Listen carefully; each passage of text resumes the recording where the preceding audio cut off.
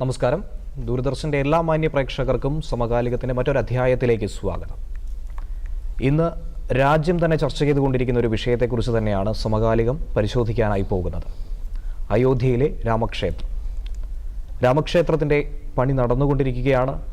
നാളെ പ്രധാനമന്ത്രി നരേന്ദ്രമോദി വിവിധ പദ്ധതികളുടെ ഉദ്ഘാടന കർമ്മത്തിനും പല ട്രെയിനുകളുടെയും മറ്റും ഫ്ലാഗ് ഓഫിനുമായി അവിടേക്ക് എത്തിച്ചേരുന്നു എന്നുള്ള വാർത്തയാണ് ലഭിക്കുന്നത്. വലിയ സുരക്ഷാ ക്രമീകരണങ്ങളാണ് ഇവിടെ ഏർപ്പെടുത്തിയിട്ടുള്ളത്. ഇതോടൊപ്പം ജനുവരി മാസം 22-ാം തീയതി ഇതിൻ്റെ ഉദ്ഘാടന കർമ്മം നിർവഹിക്കുകയാണ്. ഇതിനോടനുബന്ധിച്ച് നിരവധി പ്രമുഖർക്ക് ക്ഷണക്കത്ത് വിതരണം ചെയ്തിട്ടുണ്ടായിരുന്നു. ഇന്ന് ചർച്ച ചെയ്തുകൊണ്ടിരിക്കുന്ന വിഷയവും അതുതന്നെയാണ്. ഈ ക്ഷണക്കത്തിനെ ചൊല്ലി ഒരു വിവാദത്തിലേക്ക്, ഒരു തർക്കത്തിലേക്ക് കടക്കേണ്ട ആവശ്യകതയുണ്ടോ? ഈ വിഷയമാണ് ഇന്ന് സമകാലികം പരിശോധിക്കുന്നത്. ഇന്ന് നമ്മോടൊപ്പം 3 അതിഥികൾ ചേരുന്നു. തിരുവനന്തപുരം സ്റ്റുഡിയോയിൽ നിന്നും മുതിർന്ന മാധ്യമപ്രവർത്തകൻ Shri Sunnykutty Abraham, advocate BJ Vishnu BJP പ്രതിനിധി, ശ്രീ രാജാജി മാത്യു തോമസ് മാധ്യമപ്രവർത്തകൻ. 3 അതിഥികൾക്കും ഒരിക്കൽ കൂടി സ്വാഗതം. ശ്രീ സണ്ണിക്കുട്ടി എബ്രഹാം, കാര്യത്തിലേക്ക് തന്നെ കടക്കുകയാണ്. ഒരു ക്ഷണക്കത്തിൻ്റെ പേരിൽ ഇങ്ങനെ ഒരു വിവാദം അല്ലെങ്കിൽ ഒരു തർക്കം അതിലേക്ക് കടക്കേണ്ട ആവശ്യകതയുണ്ടോ?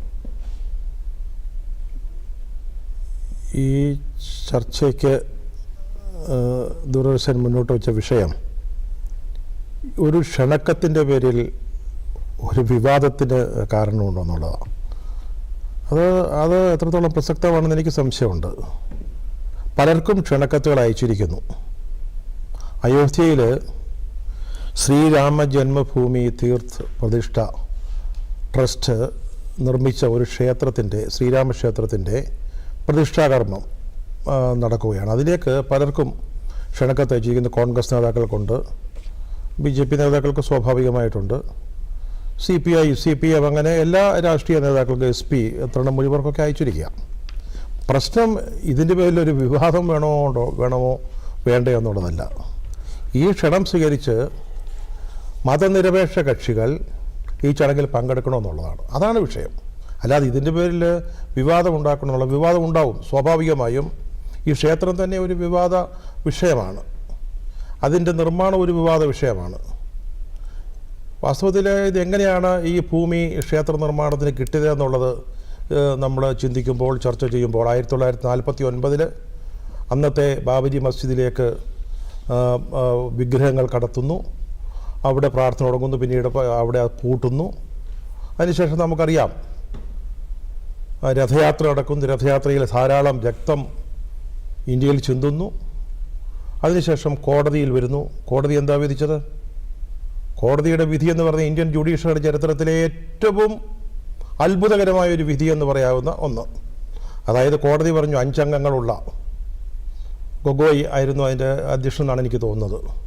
അദ്ദേഹം അധ്യക്ഷനായ ബെഞ്ച് പറഞ്ഞു, കഴിഞ്ഞ 500 വർഷമായിട്ട് ഇവിടെ ബാബരി മസ്ജിദ് ഉണ്ട്. ഇവിടെ മുസ്ലിങ്ങൾ ആരാധന നടത്തിയിരുന്നതാണ്, പ്രാർത്ഥന നടത്തിയിരുന്നതാണ്. ബാബരി മസ്ജിദ് പൊളിച്ച തെറ്റാണ്, കുറ്റകരമാണ്, നിയമവിരുദ്ധമാണ്. ഈ 3 നിഗമനങ്ങൾ എത്തിയതിനു ശേഷം ആ സ്ഥലം ഒരു ക്ഷേത്ര നിർമ്മാണത്തിനായിട്ട് വിട്ടുകൊടുക്കുന്നു. രസകരമായ കാര്യം, സാധാരണ ഇപ്പം 5 പേരടങ്ങുന്ന ഒരു ബെഞ്ചിന് വേണ്ടി ഒരാൾ ഒരു വിധിന്യായം എഴുതിയാലും ആരാ എഴുതിയെന്ന് പറയും. പക്ഷെ ഇതിനകത്ത് ആരാ എഴുതിയതെന്ന് പോലും പറഞ്ഞിട്ടില്ല. ഈ വിധിന്യായം എഴുതിയതാരാണ്? ശ്രീ ഗൊഗോയ് ആണോ മറ്റേതെങ്കിലും 4 ജഡ്ജിമാരിലൊരാളാണോ? അങ്ങനെ ഇതിൻ്റെ ഒരു ചരിത്രം വിവാദത്തിൻ്റെ പശ്ചാത്തലത്തിലാണ് ഈ ക്ഷേത്രം ഉയരുന്നത്. എൻ്റെ വ്യക്തിപരമായ ഒരഭിപ്രായം ഇതിനെ ഒരു ഹിന്ദു ക്ഷേത്രമായിട്ട് കാണാൻ പറ്റും. സ്വാഭാവികമായിട്ടും അവിടെ പ്രധാന പ്രതിഷ്ഠ ശ്രീരാമനാണ്. അതുകൊണ്ട് തന്നെ അതിനെ നമുക്ക് ഒരു ഹിന്ദു ക്ഷേത്രമായിട്ടായിരിക്കും നമ്മൾ കാണുക. പക്ഷേ ഇത് വാസ്തവത്തിൽ RSSൻ്റെയും BJPയുടെയും ഒരു ക്ഷേത്രമാണ്. ആ ഒരു ക്ഷേത്രം ഇത് രാഷ്ട്രീയ അജണ്ടയാണ്, BJPയുടെ രാഷ്ട്രീയ അജണ്ടയാണ്. ഇപ്പം ഇവിടെ കുറേ കാലമായിട്ട് രാമജന്മഭൂമി അയോധ്യ പ്രശ്നമാണ്, അല്ലെങ്കിൽ ബാബരി മസ്ജിദാണ് കുറേ കാലമായിട്ട് BJP മുന്നോട്ട് വയ്ക്കുന്ന ഒരു മുദ്രാവാക്യം. ആ മുദ്രാവാക്യത്തിൽ നിന്നുകൊണ്ടാണ് അവർ കഴിഞ്ഞ കുറേ തുടക്കത്തിൽ നേട്ടങ്ങളുണ്ടാക്കി. അതിനുശേഷം 2014 ശ്രീ മോഡി പ്രധാനമന്ത്രിയായിട്ട് വരുന്നു. അദ്ദേഹം വീണ്ടും ആ വിജയം ആവർത്തിക്കുന്നു. ഇത് മുഴുവൻ ഈ ശ്രീരാമ ജന്മഭൂമി ഈ വിവാദവുമായി ബന്ധപ്പെട്ടാണ്. അതിൻ്റെ പശ്ചാത്തലത്തിലാണ് ഇപ്പോൾ കോടതി വിധിയെ തുടർന്ന് കൃത്യമായിട്ട് നിശ്ചയിച്ചതുപോലെ ഈ 2024 തെരഞ്ഞെടുപ്പിന് തൊട്ട് മുമ്പ് ഈ ക്ഷേത്രം ഉദ്ഘാടനം ചെയ്യുകയാണ്, പ്രതിഷ്ഠ നടക്കുകയാണ്. ഞാൻ മനസ്സിലാക്കുന്നത് ശ്രീ മോഡിജി തന്നെയാണത് പ്രതിഷ്ഠ നടത്തുന്നതെന്ന് ഞാൻ എവിടെയോ വായിച്ചു. അദ്ദേഹമാണോ എന്ന് എനിക്ക് അറിഞ്ഞുകൂടാ, മറ്റേതെങ്കിലും പുരോഹിതന്മാരാണെന്ന് എനിക്കറിയാം. അങ്ങനെ ഇതൊരു BJP അജണ്ടയുടെ ഭാഗമായിട്ട് വന്ന, BJPയുടെ രാഷ്ട്രീയ അജണ്ടയുടെ ഭാഗമായിട്ട് വന്ന ഒരു ക്ഷേത്രത്തിൻ്റെ പ്രതിഷ്ഠാ കർമ്മം നടക്കുമ്പോൾ ഈ BJP ഇത് ഈ BJPയുടെ രാമജന്മഭൂമി പ്രക്ഷോഭത്തെ എതിർത്ത കോൺഗ്രസോ മറ്റ് മതനിരപേക്ഷ കക്ഷികളും ഇതിൽ പങ്കെടുക്കണോ? കോൺഗ്രസ്സിന് പിന്നെ ഇൻവിറ്റേഷൻ കിട്ടിയിട്ടുണ്ട്, മറ്റെല്ലാ പാർട്ടികൾക്കും ഇൻവിറ്റേഷൻ കിട്ടിയിട്ടുണ്ട്. ഇവരൊക്കെ പങ്കെടുക്കണം. പലരും ചില തീരുമാനങ്ങൾ എടുത്തു കഴിഞ്ഞു. സീതാറാം യെച്ചൂരി CPM നേതാവ് അവർ പോകുന്നില്ല എന്ന് പറഞ്ഞു. SP-യുടെ നേതാവ് പറഞ്ഞത് അദ്ദേഹവും ഭാര്യയും ഈ ക്ഷേത്രത്തിൻ്റെ പ്രതിഷ്ഠാകർമ്മത്തിന് ശേഷം അവിടെ പോയി ആരാധന നടത്തുമെന്ന് പറഞ്ഞു. അങ്ങനെ പലതരത്തിലുള്ള അഭിപ്രായം, അതാണ് വിവാദം. എനിക്ക് തോന്നുന്നു അടുത്ത ചോദ്യം വരുമ്പോഴേക്ക് നമുക്ക് കോൺഗ്രസിൻ്റെ നിലപാടെന്താണ്. കോൺഗ്രസ് ഇപ്പോൾ വലിയൊരു അക്ഷരാർത്ഥത്തിലൊരു വലിയ വെട്ടിൽ വീണിരിക്കുകയാണ്. BJP മുന്നോട്ട് വെച്ച ഈ രാഷ്ട്രീയ അജണ്ടയിൽ. അത് ഞാൻ ഒരു വാചകം കൂടെ പറഞ്ഞ് ഇതിൻ്റെ ഈ മറുപടി അവസാനിപ്പിക്കാം. അതായത് കോൺഗ്രസിനെ സംബന്ധിച്ചിടത്തോളം ഈ ക്ഷേത്രത്തിൻ്റെ പ്രതിഷ്ഠാകർമ്മത്തിൽ നടന്നില്ലെങ്കിൽ വടക്കേ ഇന്ത്യയിലെ ഹൈന്ദവ വോട്ടുകൾ, അവർക്ക് ഇപ്പോഴും ലഭിച്ചുകൊണ്ടിരിക്കുന്ന ഹൈന്ദവ വോട്ടുകൾ നഷ്ടപ്പെടുമോ? കോൺഗ്രസ് ഒരു ആൻറ്റി ഹിന്ദു വിരുദ്ധ പാർട്ടിയായിട്ട് തെറ്റിദ്ധരിക്കപ്പെടുമോ, അല്ലെങ്കിൽ അങ്ങനെ അവർ ബ്രാൻഡ് ചെയ്യപ്പെടുമോ എന്നുള്ള ഒരു ചോദ്യം മറുഭാഗത്താണെങ്കിൽ പങ്കെടുക്കുകയാണെങ്കിൽ ഈ BJPയുടെ ട്രാപ്പിൽ, അവരുടെ കുടുക്കിൽ, അവരുടെ കെണിയിൽ പെട്ടുപോകും. അവരുടെ കോൺഗ്രസിൻ്റെ മതനിരപേക്ഷ ക്രെഡൻഷ്യൽസിന് ദോഷം ചെയ്യും. അതാണ് അവരുടെ പ്രശ്നം. ആ ഒരു വലിയ വെട്ടിൽ ഇതുവരെ തീരുമാനമായിട്ടില്ലെന്നാണ് ഞാൻ ഇന്ന് വൈകുന്നേരത്തെ വാർത്തകൾ ശ്രദ്ധിച്ചില്ല. തീരുമാനമായില്ലെന്നാണ് ഞാൻ മനസ്സിലാക്കുക. ഒരു വലിയ പ്രതിസന്ധിയിലാണ് CPI പോലുള്ള പാർട്ടികൾക്ക്. അവർക്ക് പിന്നെ നോർത്ത് ഇന്ത്യയിൽ നിന്ന് അവർക്ക് ഹൈന്ദവ വോട്ടുകളോ ഒരു വോട്ടും കിട്ടേണ്ട കാര്യത്തിൽ, അതുകൊണ്ട് അവർക്കൊരു തീരുമാനം എടുക്കും. അങ്ങനെയാണ് കോൺഗ്രസ് ഒരു വല്ലാത്ത വെട്ടിൽ വന്നിരിക്കുന്നു. BJP ഒരു വലിയ രാഷ്ട്രീയ നേട്ടം കൊയ്യാനുള്ള ശ്രമത്തിൻ്റെ, അല്ലെങ്കിൽ അത് സംഭവിക്കാൻ പോകുന്നതിൻ്റെ വക്കത്ത് നിൽക്കുന്നത്. ഇതാണ് എനിക്ക് തുടക്കത്തിൽ പറയാനുള്ളത്. നമുക്ക് രാഷ്ട്രീയ കക്ഷികളുടെ തീരുമാനം, അതേക്കുറിച്ചുണ്ടായ സംഭവബഹുലമായ വിഷയങ്ങൾ, അതിനൊക്കെ തന്നെ വളരെ വ്യക്തമായി അടുത്ത റൗണ്ടിൽ നമുക്ക് ചർച്ച ചെയ്യാവുന്നതാണ്. അതിനു മുന്നേ അഡ്വക്കേറ്റ് BG വിഷ്ണു, ഇപ്പോൾ അദ്ദേഹം പറഞ്ഞിരിക്കുന്ന വിഷയം തന്നെ രാഷ്ട്രീയ അജണ്ട, അത് BJPയുടെ. അതുപോലെ തന്നെ അടുത്ത വിഷയമെന്ന് പറയുന്നത് ഈ രാമക്ഷേത്രം എന്ന് പറയുന്നത് അത് RSSൻ്റെയും BJPയുടെയും ക്ഷേത്രമാണെന്നുള്ളൊരു വാദം അദ്ദേഹം ഉന്നയിച്ചിട്ടുണ്ട്. എത്രത്തോളം അത് ശരിയാണ്? താങ്കൾ യോജിക്കുന്നുണ്ടോ ആ വിഷയത്തോട്? അല്ല, രാമക്ഷേത്രത്തെ സംബന്ധിച്ചിടത്തോളം ഇതിന് നൂറ്റാണ്ടുകളുടെ ചരിത്രമുണ്ട്. 1500 മുമ്പ് ഈ രാജ്യത്ത് അയോധ്യയിൽ ശ്രീരാമക്ഷേത്രം നിലനിന്നിരുന്നു. അത് പിന്നീട് തകർക്കപ്പെട്ടതാണ്. അപ്പോൾ കഴിഞ്ഞ 500 വർഷം ഈ രാജ്യത്തെ വലിയൊരു ജനവിഭാഗം ഇതിനുവേണ്ടി തെരുവിൽ പോരാടുകയായിരുന്നു. തുടർന്ന് ഭാരതീയ ജനതാ പാർട്ടിയുടെയും സംഘപരിവാർ സംഘടനകളും ഈ വിഷയം ജനങ്ങൾക്ക് വേണ്ടി ഏറ്റെടുത്തു എന്നുള്ളത് യാഥാർത്ഥ്യം തന്നെയാണ്. ആ യാഥാർത്ഥ്യം നിയമപരമായി ഞങ്ങൾ നേരിട്ടു. അന്തിമമായി സുപ്രീം കോടതിയിൽ നിന്ന് വിധി വന്നു. ഈ സ്ഥാനത്ത് ക്ഷേത്രം ഉയരണം, മറ്റൊരു സ്ഥലത്ത് ബാബറി മസ്ജിദ് നിർമ്മിക്കണം എന്നുള്ളത് കോടതി ഉത്തരവാണ്. ആ കോടതി ഉത്തരവിനെ തുടർന്ന് ശ്രീരാമതീർത്ഥ ക്ഷേത്ര ട്രസ്റ്റാണ് ഈ ക്ഷേത്ര നിർമ്മാണവുമായി മുന്നോട്ട് പോകുന്നത്. അവരാണ് മുഴുവൻ കക്ഷികളെയും ഈ രാജ്യത്തെ വ്യക്തികളെയും ഒക്കെ അങ്ങോട്ട് ക്ഷണിച്ചിട്ടുള്ളത്. കോൺഗ്രസിന് പോവുകയോ പോകാതിരിക്കുകയോ എന്ത് വേണമെങ്കിലും തീരുമാനമെടുക്കാനുള്ള സ്വാതന്ത്ര്യം ഒരു രാഷ്ട്രീയ പാർട്ടി എന്ന നിലയിൽ കോൺഗ്രസിനുണ്ട്. പക്ഷേ ഇവിടെ ചിന്തിക്കേണ്ട പ്രധാനപ്പെട്ട കാര്യം, എന്തിനാണ് കോൺഗ്രസിന് ഇത്ര ആവലാതിയുള്ളത്? ഈ വിഷയത്തിൽ കൃത്യമായ തീരുമാനം അവർക്ക് എന്തുകൊണ്ട് പറയാൻ കഴിയുന്നില്ല? ഈ രാജ്യത്ത് ഇഫ്താർ വിരുന്ന് നടത്തുമ്പോഴോ മറ്റേതെങ്കിലും മതവിഭാഗങ്ങളുടെ ആഘോഷങ്ങൾ നടത്തുമ്പോഴോ ഒന്നും കോൺഗ്രസിന് ഇത്രയും കൂടിയിരുന്ന് ആലോചിച്ചൊരു തീരുമാനം എടുക്കേണ്ടതില്ലല്ലോ. അവർ വളരെ പെട്ടെന്ന് തീരുമാനമെടുക്കുകയും അതിലെല്ലാം പങ്കാളികളായൊക്കെ ചെയ്യുന്നുണ്ടല്ലോ. പിന്നെന്താണ് അയോധ്യയുടെ വിഷയത്തിൽ മാത്രം കോൺഗ്രസിന് ഇത്ര വലിയ ആലോചന നടത്തേണ്ടി വന്നത്? ഹമാസ് തീവ്രവാദികൾക്ക് പോലും വേണ്ടി തെരുവിലിറങ്ങിയവരാണ് കോൺഗ്രസ്സുകാർ. ഹമാസിനെ ഒരു തീവ്രവാദികളെന്ന് പറയാൻ പോലും മടിയുള്ള കോൺഗ്രസ് നേതൃത്വത്തിന് സ്വന്തം രാജ്യത്ത് നടക്കുന്ന, ഈ രാജ്യത്തെ കോടിക്കണക്കിന് ജനങ്ങളുടെ സഫലമാകാൻ പോകുന്ന ഒരു വിശ്വാസ കേന്ദ്രത്തിൽ എന്തിനാണ് ഇത്രയും ആലോചിക്കേണ്ടി വരുന്നത്? ആരെയാണ് കോൺഗ്രസ് ഭയപ്പെടുന്നത്? ഈ രാജ്യത്ത് 50 വർഷത്തോളം ഭരിച്ച ഒരു പാർട്ടിയാണ് കോൺഗ്രസ്. ആ കോൺഗ്രസിനെ കേരളത്തിലെ ഒരു ഈർക്കിൽ സംഘടനയായ സമസ്ത പോലും തങ്ങളുടെ മുഖപത്രത്തിലൂടെ ഭയപ്പെടുത്തുകയാണ്. കാലുവയ്ക്കാൻ കോൺഗ്രസിന് ധൈര്യമുണ്ടോ എന്ന് അവർ പരസ്യമായി ചോദിക്കുകയാണ്. അപ്പോൾ കോൺഗ്രസ് എത്രത്തോളം ദുർബലമായിരിക്കുന്നെന്നും കോൺഗ്രസിന് ഇച്ഛാശക്തി ഇല്ലെന്നും കോൺഗ്രസിന് നയമില്ലെന്നും ഈ രാജ്യത്തെ മുഴുവൻ ജനങ്ങളും മനസ്സിലാക്കിയിട്ടുണ്ട്. അതുകൊണ്ടാണ് വഴിയിൽ പോകുന്ന എല്ലാവരും കോൺഗ്രസിനെ കയറി ചെണ്ട കൊട്ടുന്ന ഒരു സാഹചര്യം ഉണ്ടായിരിക്കുന്നത്. അതിന് BJP ഉത്തരവാദിയല്ല. BJP ആരെയും ക്ഷണിച്ചിട്ടുമില്ല, ആരെയും മാറ്റി നിർത്തിയിട്ടുമില്ല. നിർമ്മാണം നടത്തുന്നത് ഒരിക്കലും BJP അല്ല, ക്ഷേത്ര ട്രസ്റ്റാണ്. അവർ സ്വാഗതം ചെയ്യുന്നിടത്ത് ആർക്ക് വേണമെങ്കിലും പങ്കെടുക്കാനുള്ള സ്വാതന്ത്ര്യമുണ്ട്. ചില കോൺഗ്രസ് നേതാക്കന്മാരൊക്കെ പറഞ്ഞിട്ടുണ്ട് അവർക്ക് ചിലപ്പോൾ നിലപാടുണ്ടായേക്കും വ്യക്തിപരമായി, ഞങ്ങൾ ഇതിൽ പങ്കെടുക്കും. ഒരു ഉത്തർപ്രദേശിലെ അധ്യക്ഷൻ തന്നെ ഇന്ന് പറഞ്ഞിട്ടുണ്ട് ഞങ്ങൾക്ക് ക്ഷണം കിട്ടിയില്ലെങ്കിൽ ഞങ്ങളൊക്കെ അവിടെ പങ്കെടുക്കും എന്നുള്ള കാര്യം ഇത് ഈ രാജ്യത്തിന്റെ ജനങ്ങളാണ്. ലോകം അയോധ്യയിലേക്ക് ഉറ്റുനോക്കിയാണ്. അതിന് ചരിത്രപരമായ പങ്കാളിത്തം ഭാരതീയ ജനതാ പാർട്ടിയുടെ അധികാരത്തിലിരിക്കുന്ന സർക്കാരുകൾ വഹിക്കുന്നു എന്നുള്ളത് ഒരു യാഥാർത്ഥ്യം തന്നെയാണ്. ഇതിനോടൊപ്പം കോൺഗ്രസിന് ചേരുകയോ ചേരാതിരിക്കുകയോ ഒക്കെ ചെയ്യാം. ഇതിൽ യാതൊരു രാഷ്ട്രീയവും BJPക്കില്ല, ട്രസ്റ്റിനുമില്ല എന്നാണ് ഞങ്ങൾ മനസ്സിലാക്കുന്നത്. ഞങ്ങൾ ആരെയും മാറ്റി നിർത്തുന്നുമില്ല, ഞങ്ങൾ ചേർത്ത് നിർത്തുന്നുമില്ല. കാരണം ഇത് ജനങ്ങൾ തീരുമാനിക്കപ്പെടുന്ന വിഷയമാണ്. ജനങ്ങളുടെ ആഗ്രഹമാണ് അയോധ്യയിൽ സഫലീകരിക്കാൻ പോകുന്നത്. വളരെ വ്യക്തമാണ് advocate BG Vishnu. Shri Rajaji Mathew Thomas, ഈ വിഷയത്തിൽ നമ്മൾ ശ്രദ്ധിക്കേണ്ട ഒരു കാര്യമെന്ന് പറയുന്നത് ക്ഷേത്ര ട്രസ്റ്റാണ് ഈ ക്ഷണക്കത്ത് അയച്ചിരിക്കുന്നത്, പലരെയും ക്ഷണിച്ചിരിക്കുന്നത്. പ്രമുഖരെയാണ് പ്രധാനമായും ക്ഷണിച്ചിരിക്കുന്നത്. പ്രമുഖ സിനിമാ താരങ്ങൾ, രാഷ്ട്രീയ നേതാക്കൾ, മുൻ പ്രധാനമന്ത്രിമാർ, അങ്ങനെയുള്ള പ്രമുഖരെ ക്ഷണിച്ചിട്ടുണ്ട്. ഒരു രാഷ്ട്രീയ കക്ഷിയെയും വെറുതെ വിട്ടിട്ടില്ല. എല്ലാവർക്കും ക്ഷണക്കത്ത് അയച്ചിട്ടുണ്ട്. പങ്കെടുക്കണമോ വേണ്ടയോ എന്നുള്ളത് അവരുടേതായിട്ടുള്ള വ്യക്തിപരമായ രാഷ്ട്രീയപരമായ തീരുമാനമായി ഒക്കെ തന്നെ അതിനെ നോക്കി കാണാവുന്നതാണ്. അപ്പോൾ ആരാണ് ഇവിടെ വിവാദം സൃഷ്ടിക്കുന്നത്? വിവാദത്തിൻ്റെ പ്രശ്നം എന്താണെന്ന് വെച്ച് കഴിഞ്ഞാൽ ക്ഷണത്തിൻ്റെതല്ല പ്രശ്നം. ക്ഷണം ട്രസ്റ്റ് ആൾക്കാർക്ക് ക്ഷണം അയച്ചിട്ടുണ്ട്. ക്ഷണം സ്വീകരിച്ച് പോകണമോ പോകണ്ടേ എന്ന് തീരുമാനിക്കാം. ഇവിടെ പ്രശ്നം കേവലമായിട്ട് ഒരു ക്ഷേത്രത്തിൻ്റെ പ്രതിഷ്ഠാപന കർമ്മത്തിൽ പങ്കെടുക്കുക എന്നുള്ളതല്ല. ഇവിടെ നമ്മുടെ രാജ്യത്തെ മതനിരപേക്ഷതയെ തകർക്കുന്ന വലിയ, രാജ്യത്തെ ഭിന്നിപ്പിക്കുന്ന, രാജ്യത്തെ ജനങ്ങളെ ഭിന്നിപ്പിക്കുന്ന, രാജ്യത്തെ ആയിരക്കണക്കിന് മനുഷ്യരുടെ ജീവൻ ഒടുക്കിയ ഒരു വലിയ സംഭവത്തെക്കുറിച്ചാണ് നമ്മൾ ചർച്ച ചെയ്യുന്നത്. അത് കേവലം ഒരു ക്ഷേത്രത്തിൻ്റെ പ്രതിഷ്ഠാപന വിഷയമല്ല. നമ്മുടെ രാജ്യത്തിലെ രാഷ്ട്രീയവും ഗവൺമെൻറ്റും തമ്മിലുള്ള അന്തരമുണ്ട്. അതായത് രാഷ്ട്രീയത്തിൽ ഒരു കാരണവശാലും, അതായത് ഭരണത്തിൽ ഒരു കാരണവശാലും ഒരു മതവും അത് ഹൈന്ദവ മതം മാത്രമല്ല ഒരു മതവും ഇടപെടരുതെന്നാണ് മതനിരപേക്ഷത മുന്നോട്ട് വെക്കുന്നത്. എല്ലാ മതത്തോടുമുള്ള ബഹുമാനത്തോടു കൂടി പറയട്ടെ, അത് ഭരണ സംവിധാനത്തിൽ നിന്ന് മാറ്റി നിർത്തേണ്ടതാണ്.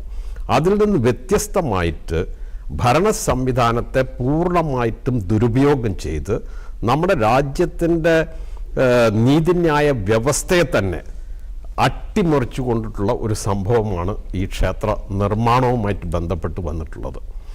അത് ഇവിടെ നേരത്തെ സൂചിപ്പിച്ചു, സന്നിക്കുട്ടി അദ്ദേഹത്തിൻ്റെ ഇതിൽ പറഞ്ഞു എങ്ങനെയാണ് ആ വിധി വന്നത്, ആരാണ് ആ വിധി പ്രഖ്യാപിച്ചത്. അത് ഒരു സംഭവത്തിൽ മാത്രമല്ല, അത് തുടർച്ചയായിട്ട് വീണ്ടും വന്നുകൊണ്ടിരിക്കുകയാണ്. നമ്മുടെ ജനാധിപത്യ സംവിധാനത്തെ സംബന്ധിച്ചിടത്തോളം വളരെ വെല്ലുവിളിയാണ് ഇത് ഉയർത്തുന്നത്. ആർട്ടിക്കിൾ 370 ബന്ധപ്പെട്ട കോടതി വിധി ഇപ്പോൾ വന്നതേ ഉള്ളൂ. അതിന് സമാനമായിട്ടുള്ള ഒരു കോടതി വിധിയാണ് അയോധ്യ ക്ഷേത്രവുമായിട്ട് ബന്ധപ്പെട്ട് വന്നിട്ടുള്ളത്. അവിടെ നടന്നിട്ടുള്ളത് ക്രിമിനൽ കുറ്റമാണെന്ന് കോടതി കണ്ടെത്തുകയും അത് വിധിന്യായത്തിൽ പറയുകയും ചെയ്യും. എന്നിട്ട് പറയുകയാണ് എന്നാലും നിങ്ങൾ ക്ഷേത്രം പണിതുകൊള്ളൂ എന്ന് പറയുന്നത്. അത് തികച്ചും തെറ്റായിട്ടുള്ളതാണ്. നമ്മുടെ നിയമ സംവിധാനത്തെ, നമ്മുടെ ജനാധിപത്യ സംവിധാനത്തെ അട്ടിമറിക്കുന്ന ഒരു വിധിയാണ് വന്നിട്ടുള്ളത്. അവിടെ പ്രശ്നം എന്താണെന്ന് വെച്ച് കഴിഞ്ഞാൽ, ഇത് ട്രസ്റ്റാണ് ഇൻവിറ്റേഷൻ അയക്കുന്നത്. പക്ഷേ നമുക്ക് എല്ലാവർക്കും അറിയാം, ഇന്ത്യയുടെ പ്രധാനമന്ത്രി, അതായത് ഒരു മതനിരപേക്ഷ രാഷ്ട്രം എന്ന് പറഞ്ഞാൽ ഇന്ത്യയെ സംബന്ധിച്ചിടത്തോളം ലോകത്തിലെ ഏതെല്ലാം മതങ്ങളുണ്ടോ ആ മതങ്ങളൊക്കെ ഉള്ള ഒരു രാജ്യമാണ് ഇന്ത്യ. ആ മതങ്ങളെ വേർതിരിക്കുന്ന, അവരെ വിഭജിക്കുന്ന ഒരു സമീപനമാണ് കേന്ദ്ര സർക്കാർ കൈക്കൊള്ളുന്നത്, നരേന്ദ്രമോദി കൈക്കൊള്ളുന്നത്. അത് തീർച്ചയായിട്ടും അപലപനീയമായിട്ടുള്ള ഒന്നാണ്. അതിൽ പങ്കെടുക്കുക എന്ന് പറയുന്നത് ഈ രാജ്യത്തിൻ്റെ മതനിരപേക്ഷതയെ തകർക്കുന്ന നടപടിയായിരിക്കും. കോൺഗ്രസ് എന്ത് ചെയ്യണമെന്ന് തീരുമാനിക്കുന്നത് കോൺഗ്രസിൻ്റെ പ്രശ്നമാണ്. പക്ഷേ ഇൻവിറ്റേഷൻ ആർക്കൊക്കെ അയച്ചു, ആർക്കൊക്കെ കിട്ടി എന്നുള്ളതൊക്കെ ഒന്നും നമുക്ക് അറിയുന്ന കാര്യങ്ങളല്ല. അത് ഇൻവിറ്റേഷൻ ആർക്കൊക്കെ അയച്ചു എന്നുള്ളത് അത് നിഷേധിക്കുമ്പോൾ മാത്രമാണ് ഇന്നാൾക്ക് കിട്ടി, ഇന്നാൾ പങ്കെടുക്കുന്നില്ല എന്ന് പറയുന്നത്. പക്ഷേ എന്തിനാണ് രാഷ്ട്രീയത്തെ മതവുമായി കൂട്ടിക്കെട്ടുന്നത്? മതത്തെ മാറ്റി നിർത്തിക്കൂടെ? നമ്മുടെ നാട്ടിലൊരു ജനാധിപത്യ സംവിധാനമല്ലേ ഉള്ളത്.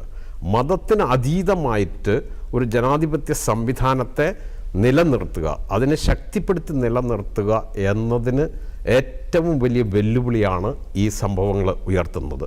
ഇത് തികച്ചും തെരഞ്ഞെടുപ്പിനെ മുന്നിൽ കണ്ടുകൊണ്ടുള്ള അതായത് തങ്ങളുടെ അധികാരം നിലനിർത്താൻ ഈ രാജ്യത്തിൻ്റെ കാതലായിട്ടുള്ള അടിസ്ഥാന പ്രശ്നങ്ങൾ, തൊഴിലില്ലായ്മ, പട്ടിണി, ജനാധിപത്യ സ്വാതന്ത്ര്യങ്ങൾ തുടങ്ങിയിട്ടുള്ള ഒരു വിഷയത്തെക്കുറിച്ചും ചർച്ച ചെയ്യാനില്ലാത്ത ഒരു ഗവൺമെൻറ് ഒരു മതത്തിൻ്റെ പേരിൽ തങ്ങളുടെ വോട്ട് ബാങ്ക് സംരക്ഷിക്കാനാണ് നോക്കുന്നത്. നമ്മളൊരു സൂക്ഷ്മമായിട്ടുള്ള പരിശോധന നടത്തിക്കഴിഞ്ഞാൽ, വിശകലനം നടത്തിക്കഴിഞ്ഞാൽ നമുക്ക് കാണാൻ കഴിയുന്ന ചില കാര്യങ്ങളുണ്ട്.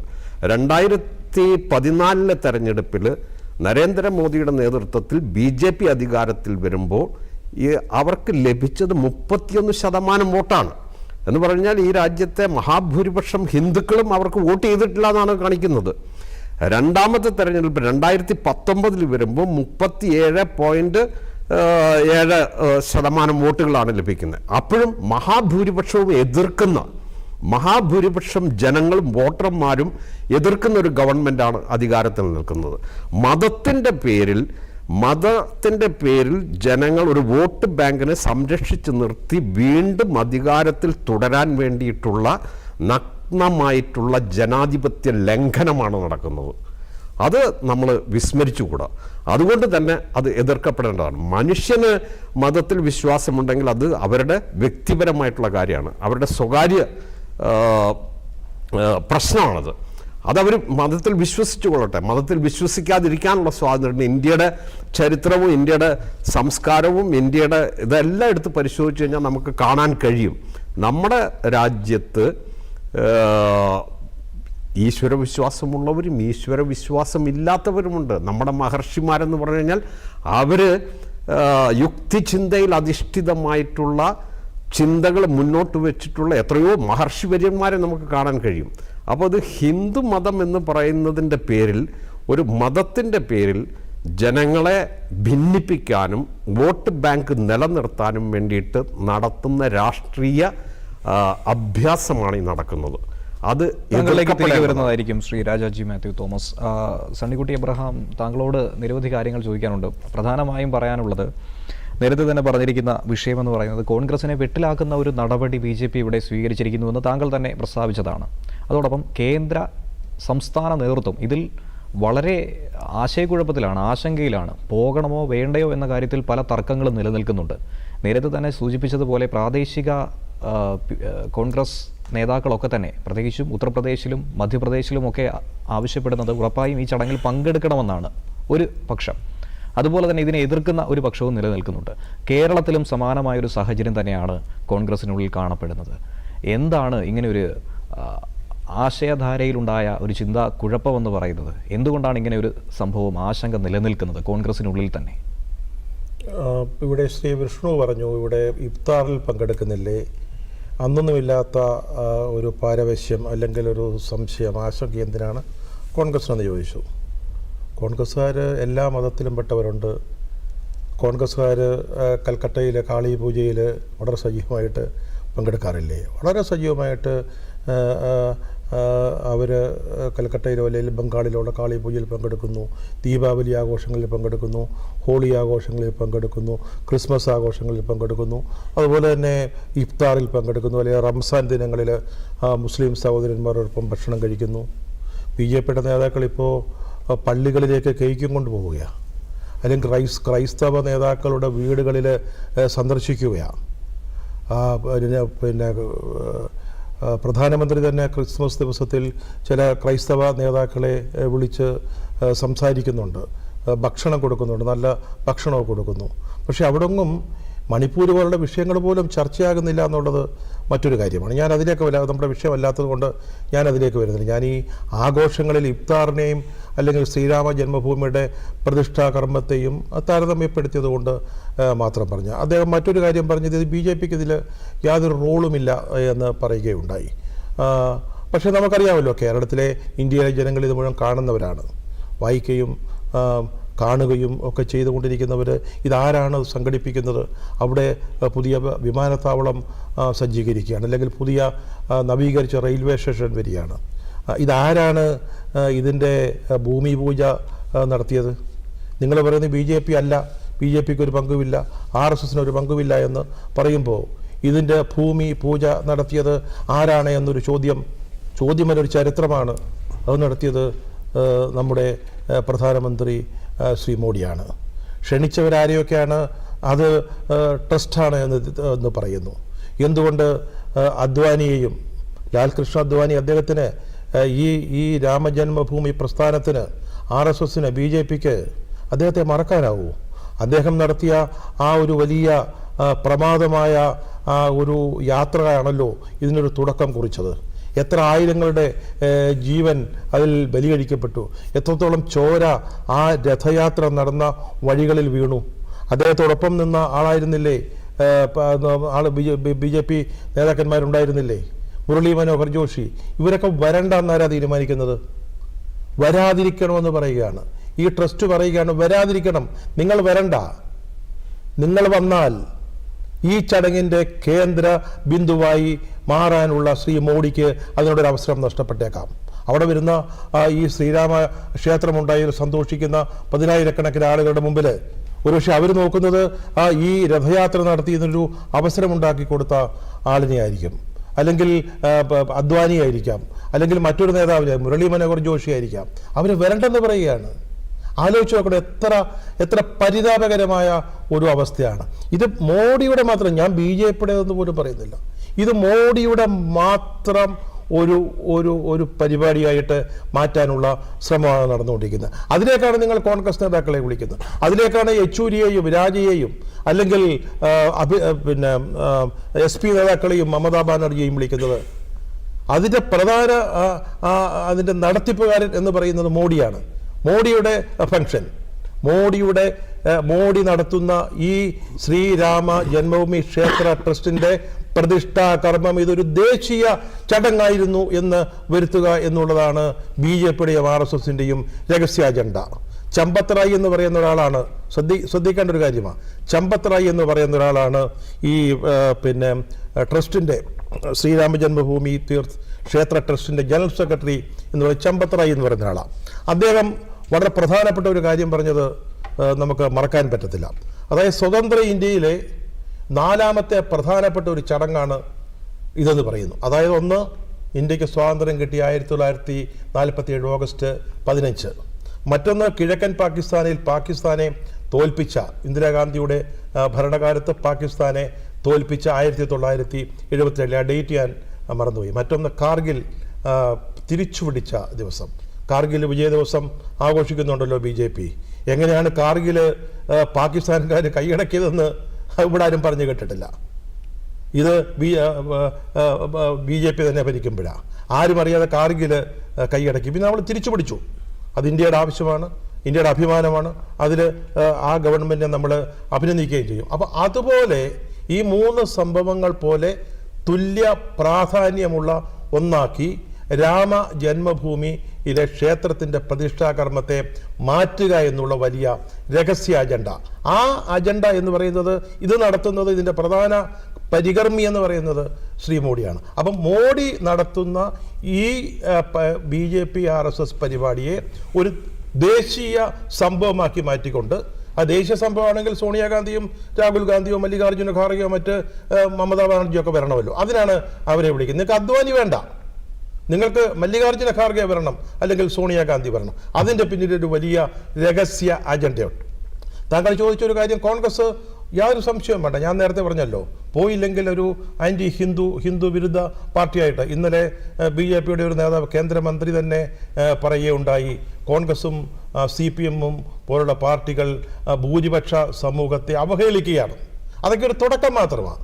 ശ്രീ മുരളീധരൻ, ഇനി BJP RSSും അല്ലെങ്കിൽ RSS നേതാക്കളോ അമിത്ഷായോ മോദിയോ ഒക്കെ ഇതിനെ എങ്ങനെയാണ് വ്യാഖ്യാനിക്കുക എന്ന് നമുക്കറിയാം. ഇവിടെയൊക്കെ സ്വാഭാവികമായിട്ടും വന്നില്ലെങ്കിൽ. അത് മാത്രമല്ല, മറ്റൊരു ചെറിയൊരു കാര്യം നമ്മൾ ശ്രദ്ധിക്കേണ്ടത്, ഇത് ഈ ക്ഷേത്രം ഒരു ബാബരി മസ്ജിദ് പൊളിച്ച്, ഞാനതിൻ്റെ പിന്നിലെ വന്ന ആ വഴികളെപ്പറ്റി പറഞ്ഞു. ഒരുതരം വഞ്ചനയാണ് പല സന്ദർഭങ്ങളിലും നടന്നിട്ടുള്ളത്. ആ 1949 അടക്കം അങ്ങനെ വന്ന ഒരു ക്ഷേത്രം. അന്ന് ഈ ബാബരി മസ്ജിദ് പൊളിച്ചതിനെ വിമർശിച്ചവരും ഒക്കെ പോലും പലരും ഇന്ന് ഇതൊരു ഹൈന്ദവ ക്ഷേത്രം വന്നിരിക്കുന്നു, പോകണം എന്നാഗ്രഹിക്കുന്ന വലിയ ആളുകളുണ്ടാവും. അപ്പോൾ സ്വാഭാവികമായിട്ടും പോയാൽ കുഴപ്പം, പോകാതിരുന്നാൽ കുറ്റം. അത് കേരളത്തിലെ കോൺഗ്രസിൻ്റെ നിലപാട് പറഞ്ഞു കഴിഞ്ഞു. കേന്ദ്ര കോൺഗ്രസിൻ്റെ നിലപാട് ഇതുവരെ പുറത്തു വന്നിട്ടില്ല. ഞാൻ പറയുന്നത്, ഈ രാമജന്മഭൂമി ക്ഷേത്രത്തെ ഒരു രാഷ്ട്രീയ വിഷയമാക്കി മാറ്റുകയും അതിൻ്റെ വലിയ കാലാകാലങ്ങളിലായി ലാഭം കൊയ്യുകയും ഇനി അടുത്ത ഭാവി ഇന്ത്യയുടെ ഭാവി കാര്യങ്ങളിലും ഇതിനെ ഒരു വലിയ നേട്ടം, ഇന്ത്യയുടെ ചരിത്രത്തിലൊരു വലിയ നേട്ടമായിട്ട് ആഘോഷിച്ചുകൊണ്ട് ലാഭം കൊയ്യാൻ കാത്തിരിക്കുന്ന ഈ രാഷ്ട്രീയ അജണ്ടയിൽ കോൺഗ്രസ് വീഴരുത്. പക്ഷേ അവരൊരു കാര്യം ചെയ്യണം. ഇനി 22-ാം തീയതിയാണ് ഈ പ്രതിഷ്ഠാകർമ്മം നടക്കുന്നത്. ആ 22-ാം തീയതിക്കകം ഇതിനെതിരെ കൃത്യമായ കാമ്പയിൻ നടത്താൻ കോൺഗ്രസും അല്ലെങ്കിൽ ഇന്ത്യ മുന്നണിയും അവരോട് ചേർന്ന് നിൽക്കുന്നവരും ഈ രാഷ്ട്രീയ തട്ടിപ്പ് മതത്തിൻ്റെ പേരിലുള്ള, മതത്തെ ഉപയോഗിച്ചുകൊണ്ടുള്ള, ഹൈന്ദവ മതത്തെ ഉപയോഗിച്ചുകൊണ്ടുള്ള ഈ വലിയ രാഷ്ട്രീയ തട്ടിപ്പ് ജനങ്ങളുടെ മുമ്പിൽ തുറന്നു കാട്ടാനുള്ള ശ്രമങ്ങളാണ് വേണ്ടത്. പോകാതിരിക്കുക തന്നെയാണ് വേണ്ടത്. കാരണം പോവുകയാണെങ്കിൽ കോൺഗ്രസിൻ്റെ മതനിരപേക്ഷ ക്രെഡൻഷ്യൽസിന് ദോഷം വരും എന്ന കാര്യത്തിൽ യാതൊരു സംശയമില്ല. അവർക്കൊരു പ്രശ്നമുണ്ട്. നമുക്കറിയാം, മധ്യപ്രദേശിൽ ദിഗ്വിജയ് സിംഗ് ഒക്കെ പോകണമെന്നുള്ള നിലപാടാണ് എടുത്തിരിക്കുന്നത്. അത് മാത്രമല്ല, കഴിഞ്ഞ അസംബ്ലി തെരഞ്ഞെടുപ്പിൽ മധ്യപ്രദേശിൽ കോൺഗ്രസ് തോറ്റല്ലോ. അന്ന് കമൽനാഥ് ഒക്കെ അവിടെ ഈ ക്ഷേത്രത്തിലേക്ക് ധാരാളം വിളക്കുകൾ കൊടുത്തയക്കുന്നത് പോലെയുള്ള ക്ഷേത്രത്തിൻ്റെ ആവശ്യത്തിലേക്ക് തെറ്റൊന്നുമില്ല. അത് കോൺഗ്രസ് ആയിട്ട് കൊടുക്കുമ്പോഴാണ് കുഴപ്പം. കമൽനാഥ് കൊടുക്കുന്നതിലോ മധ്യപ്രദേശിലെ ജനങ്ങൾ കൊടുക്കുന്നതിലോ ഒരു തെറ്റുമില്ല. എനിക്ക് നാളെ ഒരു അവസരം കിട്ടിയാൽ എനിക്ക് അയോധ്യയിൽ പോകണമെന്നും ഈ രാമജന്മഭൂമി ക്ഷേത്രത്തിൽ അത് പോയി കാണണമെന്നും എനിക്ക് ആഗ്രഹമുണ്ട്. അത് BJPയുടെ ക്ഷേത്രമായതുകൊണ്ടല്ല, അത് ഈ ഒരു ചരിത്രത്തിൻ്റെ ഭാഗമായിട്ട് വന്നുകൊണ്ട് മധ്യപ്രദേശിലെ ആളുകൾക്ക് വേണമെങ്കിൽ വിളക്ക് കൊടുക്കാം. പക്ഷെ കോൺഗ്രസ് കൊടുത്തപ്പോൾ ആ ഒരു മൃദുഹിന്ദുത്വ നിലപാടെടുത്തതുകൊണ്ട് കോൺഗ്രസിന് മധ്യപ്രദേശിൽ പ്രയോജനമുണ്ടായില്ല എന്നുള്ളതും മനസ്സിലാക്കേണ്ടതുണ്ട്. കോൺഗ്രസ് അവരുടെ മതനിരപേക്ഷ ക്രെഡൻഷ്യൽസ് നിലനിർത്തുന്നതിലായിരിക്കും ശ്രദ്ധിക്കേണ്ട. ഒപ്പം തന്നെ ഞാൻ നേരത്തെ പറഞ്ഞതുപോലെ ഇന്ത്യയിലുടനീളം ഈ വലിയ രാഷ്ട്രീയ തട്ടിപ്പിനെതിരായിട്ടുള്ള BJPയുടെ ഈ രാഷ്ട്രീയ അടവിനും തന്ത്രത്തിനും എതിരായിട്ടുള്ള വലിയൊരു തുറന്നുകാട്ടൽ നടക്കണം, ഒരു കാമ്പയിൻ നടക്കണം. തീർച്ചയായും ഇതിനെക്കുറിച്ചുള്ള കൃത്യമായ നിലപാട് കോൺഗ്രസ് പറഞ്ഞില്ല എങ്കിൽ, വളരെ വേഗത്തിൽ അത് പ്രകാശിപ്പിക്കാൻ കഴിഞ്ഞില്ല എങ്കിൽ അത് വലിയ പരാജയമായി തന്നെ ഒരു പക്ഷേ വിലയിരുത്തപ്പെടും. മറുഭാഗത്ത് താങ്കൾ സൂചിപ്പിച്ച വിഷയം മൃദുഹിന്ദുത്വം, അത് ദോഷം ചെയ്യുമെന്ന് പല നേതാക്കളും ഈ ഘട്ടത്തിൽ തന്നെ പറയുന്നുണ്ട്. അഡ്വക്കേറ്റ് വിജി വിഷ്ണു, ഇപ്പോഴത്തെ ഈ സാഹചര്യത്തിൽ രാമക്ഷേത്രം BJPയുടേതാണ് എന്നുള്ളൊരു പ്രചാരണം ഒരു ഭാഗത്ത് കോൺഗ്രസ് അടക്കം നടത്തുന്നുണ്ട്. ഇടതുമുന്നണി വ്യക്തമായി തന്നെ അത് തുറന്നു പറയുന്നുമുണ്ട്. എന്നാൽ അമിത്ഷാ, കേന്ദ്ര ആഭ്യന്തരമന്ത്രി, നേരത്തെ പറഞ്ഞിട്ടുള്ളത് ഒരിക്കലും ഇത് BJPയുടേതല്ല, പക്ഷേ തങ്ങൾ അവകാശപ്പെട്ടിരിക്കുന്നത് ഇത് ഹിന്ദുക്കളുടേതാണ്. ആ രീതിയിലുള്ളൊരു പ്രസ്താവനയാണ് അദ്ദേഹത്തിൻ്റെ ഭാഗത്തു നിന്നും ഉണ്ടായിട്ടുള്ളത്. താങ്കൾക്ക് എന്താണ് പറയാനുള്ളത്? വളരെ വ്യക്തമായി തന്നെയാണ് ബഹുമാനപ്പെട്ട കേന്ദ്ര ആഭ്യന്തരമന്ത്രി ശ്രീ അമിത്ഷാജി പറഞ്ഞത്. ക്ഷേത്രം BJPയുടേതല്ല, ഈ രാജ്യത്തെ വിശ്വാസികളുടേതാണ്. അവർക്കാണ് സമർപ്പിക്കപ്പെടുന്നത് ഈ ക്ഷേത്രം. സണ്ണിക്കുട്ടി അബ്രാ സാർ തന്നെ ഇപ്പോൾ ചർച്ചയിൽ പറഞ്ഞല്ലോ, അദ്ദേഹത്തിനും അവിടെ സന്ദർശിക്കണമെന്ന ആഗ്രഹം തോന്നിയാൽ, ചരിത്രപരമായ അയോധ്യയിലേക്ക്, അതെ, ചരിത്രത്തിലേക്ക് പോകണമെന്ന് തോന്നിയാൽ പോകാനുള്ള സ്വാതന്ത്ര്യം എല്ലാവർക്കും ഉണ്ട്. അതിന് നിഷേധിക്കാൻ ഈ രാജ്യത്ത് ഒരാൾക്കും കഴിയില്ല. കാരണം അതിന് വലിയ ചരിത്രപരമായ വസ്തുതയുണ്ട്. അതിന് നിഷേധിക്കാൻ ഈ രാജ്യത്തെ ഒരു വ്യക്തിക്കും കഴിയില്ല എന്നുള്ളത് വലിയ യാഥാർത്ഥ്യമാണ്. ശ്രീ അമിത്ഷാജി വളരെ വ്യക്തമായി പറഞ്ഞു, ഈ ക്ഷേത്രം BJPയുടേതല്ല, വിശ്വാസികളുടേതും ജനങ്ങളുടേതുമാണ്. അപ്പോൾ അവിടെ എത്താനുള്ള മുഴുവൻ സ്വാതന്ത്ര്യവുമുണ്ട്. പക്ഷേ ഒരു പക്ഷേ ക്ഷേത്രത്തിലേക്ക് എത്തുന്ന കാര്യങ്ങൾ വരുമ്പോൾ കോൺഗ്രസിന് തീരുമാനമില്ലാതെ വരികയും മറ്റ് കാര്യങ്ങളിൽ കോൺഗ്രസിന് വ്യക്തമായ നിലപാടെടുക്കുമ്പോഴാണ് ജനം വിമർശിക്കപ്പെടുന്നത്. അത് എന്ത് വേണമെന്നുള്ള കാര്യത്തിൽ കോൺഗ്രസിന് തീരുമാനിക്കാം. മതേതര രാഷ്ട്രീയത്തെക്കുറിച്ച് കേരളം ചർച്ച ചെയ്യപ്പെടുമ്പോൾ അധികാരത്തിൽ കോൺഗ്രസ് എത്തുന്ന കാലഘട്ടത്തിൽ എപ്പോഴും ജാതിയും മതവും തിരിച്ച് വകുപ്പുകൾ വരെ തീരുമാനിക്കുന്ന കോൺഗ്രസ്സാണ് BJP ഒരു വർഗീയ രാഷ്ട്രീയ പാർട്ടിയായി ചിത്രീകരിക്കുന്നത് വിരോധാഭാസമാണ്. കാരണം വകുപ്പുകളിൽ പോലും ജാതിയും മതവും കലർത്തിയാണ് കഴിഞ്ഞ നാളിതുവരെയും ഭരിച്ചിട്ടുള്ളത്. അധികാരത്തിലിരിക്കുമ്പോൾ തന്നെ മതമടിസ്ഥാനത്തിൽ പോലും പ്രത്യേക പദ്ധതികൾ വരെ പ്രഖ്യാപിച്ച പാർട്ടിയാണ് കോൺഗ്രസ്. നാളിതുവരെ നരേന്ദ്രമോദി സർക്കാർ കേന്ദ്രത്തിൽ അധികാരത്തിലെത്തിയിട്ട് ഒരു പദ്ധതിയും ഏതെങ്കിലും ഒരു മതവിഭാഗത്തിൽപ്പെട്ടവർക്ക് വേണ്ടി പ്രത്യേകം പ്രഖ്യാപിച്ചിട്ടില്ല. ഞങ്ങൾ കേട്ട മുഴുവൻ പദ്ധതികളും, മോദി സർക്കാർ പ്രഖ്യാപിക്കപ്പെട്ട മുഴുവൻ പദ്ധതികളും ഈ രാജ്യത്തെ ജനങ്ങൾക്ക് വേണ്ടിയാണ്. ഇതിൽ മതവ്യത്യാസമില്ലാതെ അർഹരായ ദുർബലരായ ജനങ്ങൾക്ക് എല്ലാവർക്കും തന്നെ അതിൽ എത്തിച്ചേരാനുള്ള സാഹചര്യം ഈ രാജ്യത്ത് നരേന്ദ്രമോദി സർക്കാർ സൃഷ്ടിക്കപ്പെട്ടു. നേരത്തെ ഇവിടെ പറഞ്ഞതുപോലെ ഈ രാജ്യത്ത് മതരാഷ്ട്രീയം ഇടപെടുന്നു എന്നാണ് സാർ പറഞ്ഞത്. ആരാണ് മതത്തിൽ രാഷ്ട്രീയത്തിൽ ഇടപെടുന്നത്? കേരളത്തിൽ പോലും ശബരിമലയിൽ ദേവസ്വം മന്ത്രിയുണ്ടല്ലോ. എന്ത് ഇടതുപക്ഷ ദേവസ്വം മന്ത്രിയെ CPM അധികാരത്തിൽ വരുമ്പോൾ പിൻവലിക്കാത്തത്? എന്തിനാണ് ശബരിമലയിലെ അധികാര സ്ഥാനങ്ങളിലേക്ക് ദേവസ്വം ബോർഡിലേക്ക് CPM നേതാക്കന്മാരെ നോമിനേറ്റ് ചെയ്യുന്നത്? ദേവസ്വം ബോർഡ് മെമ്പർമാരുണ്ടല്ലോ. അവിടുത്തെ ആചാരങ്ങളിൽ എന്തിനാണ് CPM ഇടപെടുന്നത്? ശബരിമല വിഷയവുമായി ബന്ധപ്പെട്ട് അവിടുത്തെ ആചാരങ്ങളെ തച്ചു തകർക്കാൻ വേണ്ടി CPM കൊടികെട്ടിയിറങ്ങിയ പാർട്ടിയാണ്. എന്തിന് യുക്തിവാദികളെ പോലും തങ്ങളുടെ ആശയങ്ങൾ നടപ്പിലാക്കാൻ വേണ്ടി ശബരിമലയിലേക്ക് എഴുന്നള്ളിച്ച് അതേ CPM പറയുന്നു എന്തിനു വേണ്ടിയാണ് രാഷ്ട്രീയ പാർട്ടികൾ മതത്തിൽ ഇടപെടുന്നത്. അതുതന്നെയാണ് ഞങ്ങൾ CPM-നോടും ഇടതുപക്ഷത്തോടും ചോദിക്കുന്നത്, നിങ്ങൾ എന്തിനാണ് മതത്തിൽ ഇടപെടുന്നത്? മതവിശ്വാസികൾ അവരുടെ വിശ്വാസവും ആചാരവുമായി അവർ പോകട്ടെ, നിങ്ങൾ എന്തിനു ക്ഷേത്രങ്ങൾ ഇടപെടുന്നു? എന്തിന് ദേവസ്വം ബോർഡിനെ ഉപയോഗിച്ച് പൊതുജനങ്ങൾ കൈകാര്യം ചെയ്യുന്ന ക്ഷേത്രങ്ങളെ പിടിച്ചെടുക്കുന്നു? വിശ്വാസികൾ ഭരിക്കട്ടെ, CPM എന്തിന് ഇടപെടുന്നു? അപ്പോൾ കേരളത്തിലെ ഹൈന്ദവ വിശ്വാസികളുടെ ആരാധനാലയങ്ങൾ ഉരുക്കുമുഷ്ടി ഉപയോഗിച്ചും നിയമത്തിന്റെ ന്യൂനതകൾ കണ്ടെത്തിയും കടന്നുകയറി പിടിച്ചെടുത്ത് ദേവസ്വം ബോർഡ് സ്വന്തം CPM-ന്റെ കീഴിൽ കൊണ്ടുവരുന്നതാണ് മതത്തിനുമേൽ രാഷ്ട്രീയം ഇടപെടുന്നത്. അതാണ് സമൂഹത്തിൽ പ്രത്യാഘാതവും വിഭജനവും ഉണ്ടാകുന്നത്. ശബരിമല സമരകാലത്ത് കേരളത്തിൽ ഇത്രയും വലിയ പ്രക്ഷോഭം ഉണ്ടായല്ലോ. എന്തുകൊണ്ടാണ്? മതത്തിൽ രാഷ്ട്രീയം ഇടപെട്ടതുകൊണ്ടാണ്. ഞങ്ങളാരും പറഞ്ഞല്ലോ CPM-നെ അജണ്ടയാക്കി മാറ്റാൻ വേണ്ടി. പരസ്യമായി ഇവിടുത്തെ വിശ്വാസികളെ മുഴുവൻ CPM വെല്ലുവിളിച്ചല്ലോ, ഞങ്ങൾ ശബരിമല ആചാരങ്ങൾ തകർക്കും, ശബരിമല ആചാരങ്ങൾ മാറ്റാനുള്ളതാണ്. എന്തേ മറ്റൊരു വിഭാഗങ്ങളുടെ ആചാരങ്ങളിലേക്ക് കടന്നു കയറാൻ പറ്റാത്തത്? ഒരു കാലഘട്ടത്തിൽ ഇവിടെ യൂണിഫോം സിവിൽ കോഡൊക്കെ നമ്മൾ വളരെ വ്യക്തമായി ചർച്ച ചെയ്തു. ഒരു കാലഘട്ടത്തിൽ ഇവിടെ വിളിക്കപ്പെട്ടൊരു മുദ്രാവാക്യമുണ്ട്, 1 കെട്ടും 2 കെട്ടും, വേണ്ടി വന്നാൽ EMS-ന്റെ ഓളയും കെട്ടും. കാരണം ആ കാലഘട്ടത്തിൽ ഈ നാട്ടിൽ യൂണിഫോം സിവിൽ കോഡ് കൊണ്ടുവരാൻ വേണ്ടി മുന്നിൽ നിന്ന അല്ലെങ്കിൽ അതിനുവേണ്ടി വാദിച്ച പാർട്ടിയാണ് മാർക്സിസ്റ്റ് പാർട്ടി. കാരണം എല്ലാവർക്കും ഒരേ നിയമം ഉണ്ടാകണമെന്ന് ഇടതുപക്ഷം ഒരുപോലെ പറഞ്ഞു. പക്ഷേ ഇന്ന് EMS-ൽ നിന്ന് പിണറായി വിജയനിലേക്ക് കേരള CPM ഇടതുപക്ഷം എത്തുമ്പോൾ ഇന്ന് യൂണിഫോം സിവിൽ കോഡ് പാടില്ല, അത് മതപരമായ വിഭജനം ഉണ്ടാക്കുമെന്ന് പറയുമ്പോൾ രാഷ്ട്രീയ പാപ്പരത്വമാണ് ഇവിടെ വെളിവാകുന്നത്. കാരണം ഞങ്ങൾക്ക് വോട്ട് ബാങ്കുകൾ സൃഷ്ടിക്കണമെങ്കിൽ മതമുണ്ടാകണം. മതങ്ങളുടെ അടിസ്ഥാനത്തിൽ മതങ്ങളുടെ ഡെമോഗ്രാഫിയിൽ വന്ന വ്യത്യാസത്തിനനുസരിച്ച് ഞങ്ങളുടെ നിലപാടുകൾ മാറ്റി ആ നിലപാട് മാത്രമാണ് ശരിയെന്ന് ശാഠ്യം പിടിക്കുമ്പോഴാണ് മതവും രാഷ്ട്രീയവും ഇടകലരുന്നത്. കേരളത്തിൽ തന്നെ UDF-ന്റെ പ്രധാന കക്ഷിയായ മുസ്ലിം ലീഗിനെ അടർത്തിയെടുക്കാൻ ഒരു കാലഘട്ടത്തിൽ മുഴുവൻ മുസ്ലിം ലീഗിനെ വലിയ വെല്ലുവിളി ഉയർത്തിയ മാർക്സിസ്റ്റ് പാർട്ടി ഇന്ന് അവരെ അടർത്തിയെടുക്കാൻ വേണ്ടി പോലും ക്ഷണിക്കുകയാണ്. അത് രാഷ്ട്രീയമായല്ല. മുസ്ലിം ലീഗ് ഒരു മതപാർട്ടിയാണ്. ആ മതം മലബാർ മേഖലയിൽ മതത്തിന്റെ അടിസ്ഥാനത്തിൽ മാത്രം പ്രവർത്തിക്കുന്നതാണ്. ഒരു മതവിഭാഗത്തിൽപ്പെട്ടവരെ മാത്രം ലക്ഷ്യം വെച്ച് പ്രവർത്തിക്കുന്നതാണ്. അവർക്ക് അതിനുള്ള സ്വാതന്ത്ര്യം ഉണ്ടായിരിക്കും. ഞാൻ ആ സ്വാതന്ത്ര്യത്തെ ഒന്നും ഞാൻ നിഷേധിക്കുന്നില്ല. പക്ഷേ ഇടതുപക്ഷം മതത്തെക്കുറിച്ച് പറയുമ്പോൾ, മതനിരപേക്ഷതയെക്കുറിച്ച് പറയുമ്പോൾ അവരെന്താണ് ചെയ്യുന്നതെന്ന് അവർ സ്വയം ചിന്തിക്കണമെന്ന് മാത്രമേ പറയാനുള്ളൂ. അഡ്വക്കേറ്റ് BJ വിഷ്ണു, താങ്കൾ പറഞ്ഞ കാര്യങ്ങൾ വ്യക്തമാണ്. നിരവധി വിമർശനങ്ങൾ താങ്കൾ ഇടതുമുന്നണിക്കെതിരെയായി ഉയർത്തിയിട്ടുണ്ട്. ഈ വിഷയത്തിൽ രാജാജി മാത്യു തോമസ്, താങ്കൾക്ക് എന്താണ് തോന്നുന്നത്? ഒരു പ്രസക്തമായൊരു ചോദ്യം കൂടി ഞാൻ ചോദിക്കുകയാണ്. അദ്ദേഹം പറഞ്ഞതിനെ കൂട്ടിച്ചേർത്ത് തന്നെയാണ്. ശബരിമല തീർത്ഥാടന കാലമാണ് ഇപ്പോഴുള്ളത്. മകരവിളക്കിനായി ഏവരും ഭക്തർ കാത്തിരിക്കുകയാണ്. അടുത്ത ദിവസം തന്നെ നട തുറക്കും. വലിയ തോതിലുള്ള ഭക്തജന തിരക്ക് അനുഭവപ്പെടും. വലിയ തോതിലുള്ള വരുമാനമാണ് ശബരിമലയിൽ ഉണ്ടാകുന്നത്, ദേവസ്വം ബോർഡിന് ഉണ്ടാകുന്നത്. ഈ സാഹചര്യത്തിൽ രാമക്ഷേത്രത്തെയും ശബരിമലയെയും ഒരിക്കലും അങ്ങനെ താരതമ്യപ്പെടുത്താനേ സാധിക്കില്ല. എന്നിരുന്നാൽ പോലും ആ രീതിയിൽ പരിഗണിച്ചുകൂടെ? അതോടൊപ്പം ഹജ്ജ് തീർത്ഥാടനം നമ്മുടെ നാട്ടിൽ നടക്കാറുള്ളതാണ്, നിരവധി ആളുകൾ പോകാറുണ്ട്. അതിനെയും സർക്കാർ ഇടപെട്ട് പല രാഷ്ട്രീയ കക്ഷികളും പ്രോത്സാഹിപ്പിക്കുന്നുണ്ട്. അതിനൊന്നും തന്നെ എതിരെ നിൽക്കുന്നില്ല.